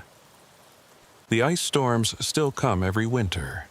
The mining roads still freeze and become treacherous. And sometimes, when the conditions are just right, when the temperature drops just enough and the freezing rain falls just hard enough, I swear I can see lights in the distance where that way station used to stand. Lights that pulse and glow like equipment that is still running, still operational, still waiting for the next truck to pull in for inspection. I do not stop to investigate. I keep driving, keep hauling my loads, keep following the roads that I know are real and solid and firmly anchored in the present day. Because I learned at that way station that time is not as linear as we like to think. I learned that some places exist in multiple moments at once, and that the boundaries between past and present are thinner than we want to believe. And I learned that sometimes the only way to escape a trap is to spring it, even if you cannot be certain what will be released when you do.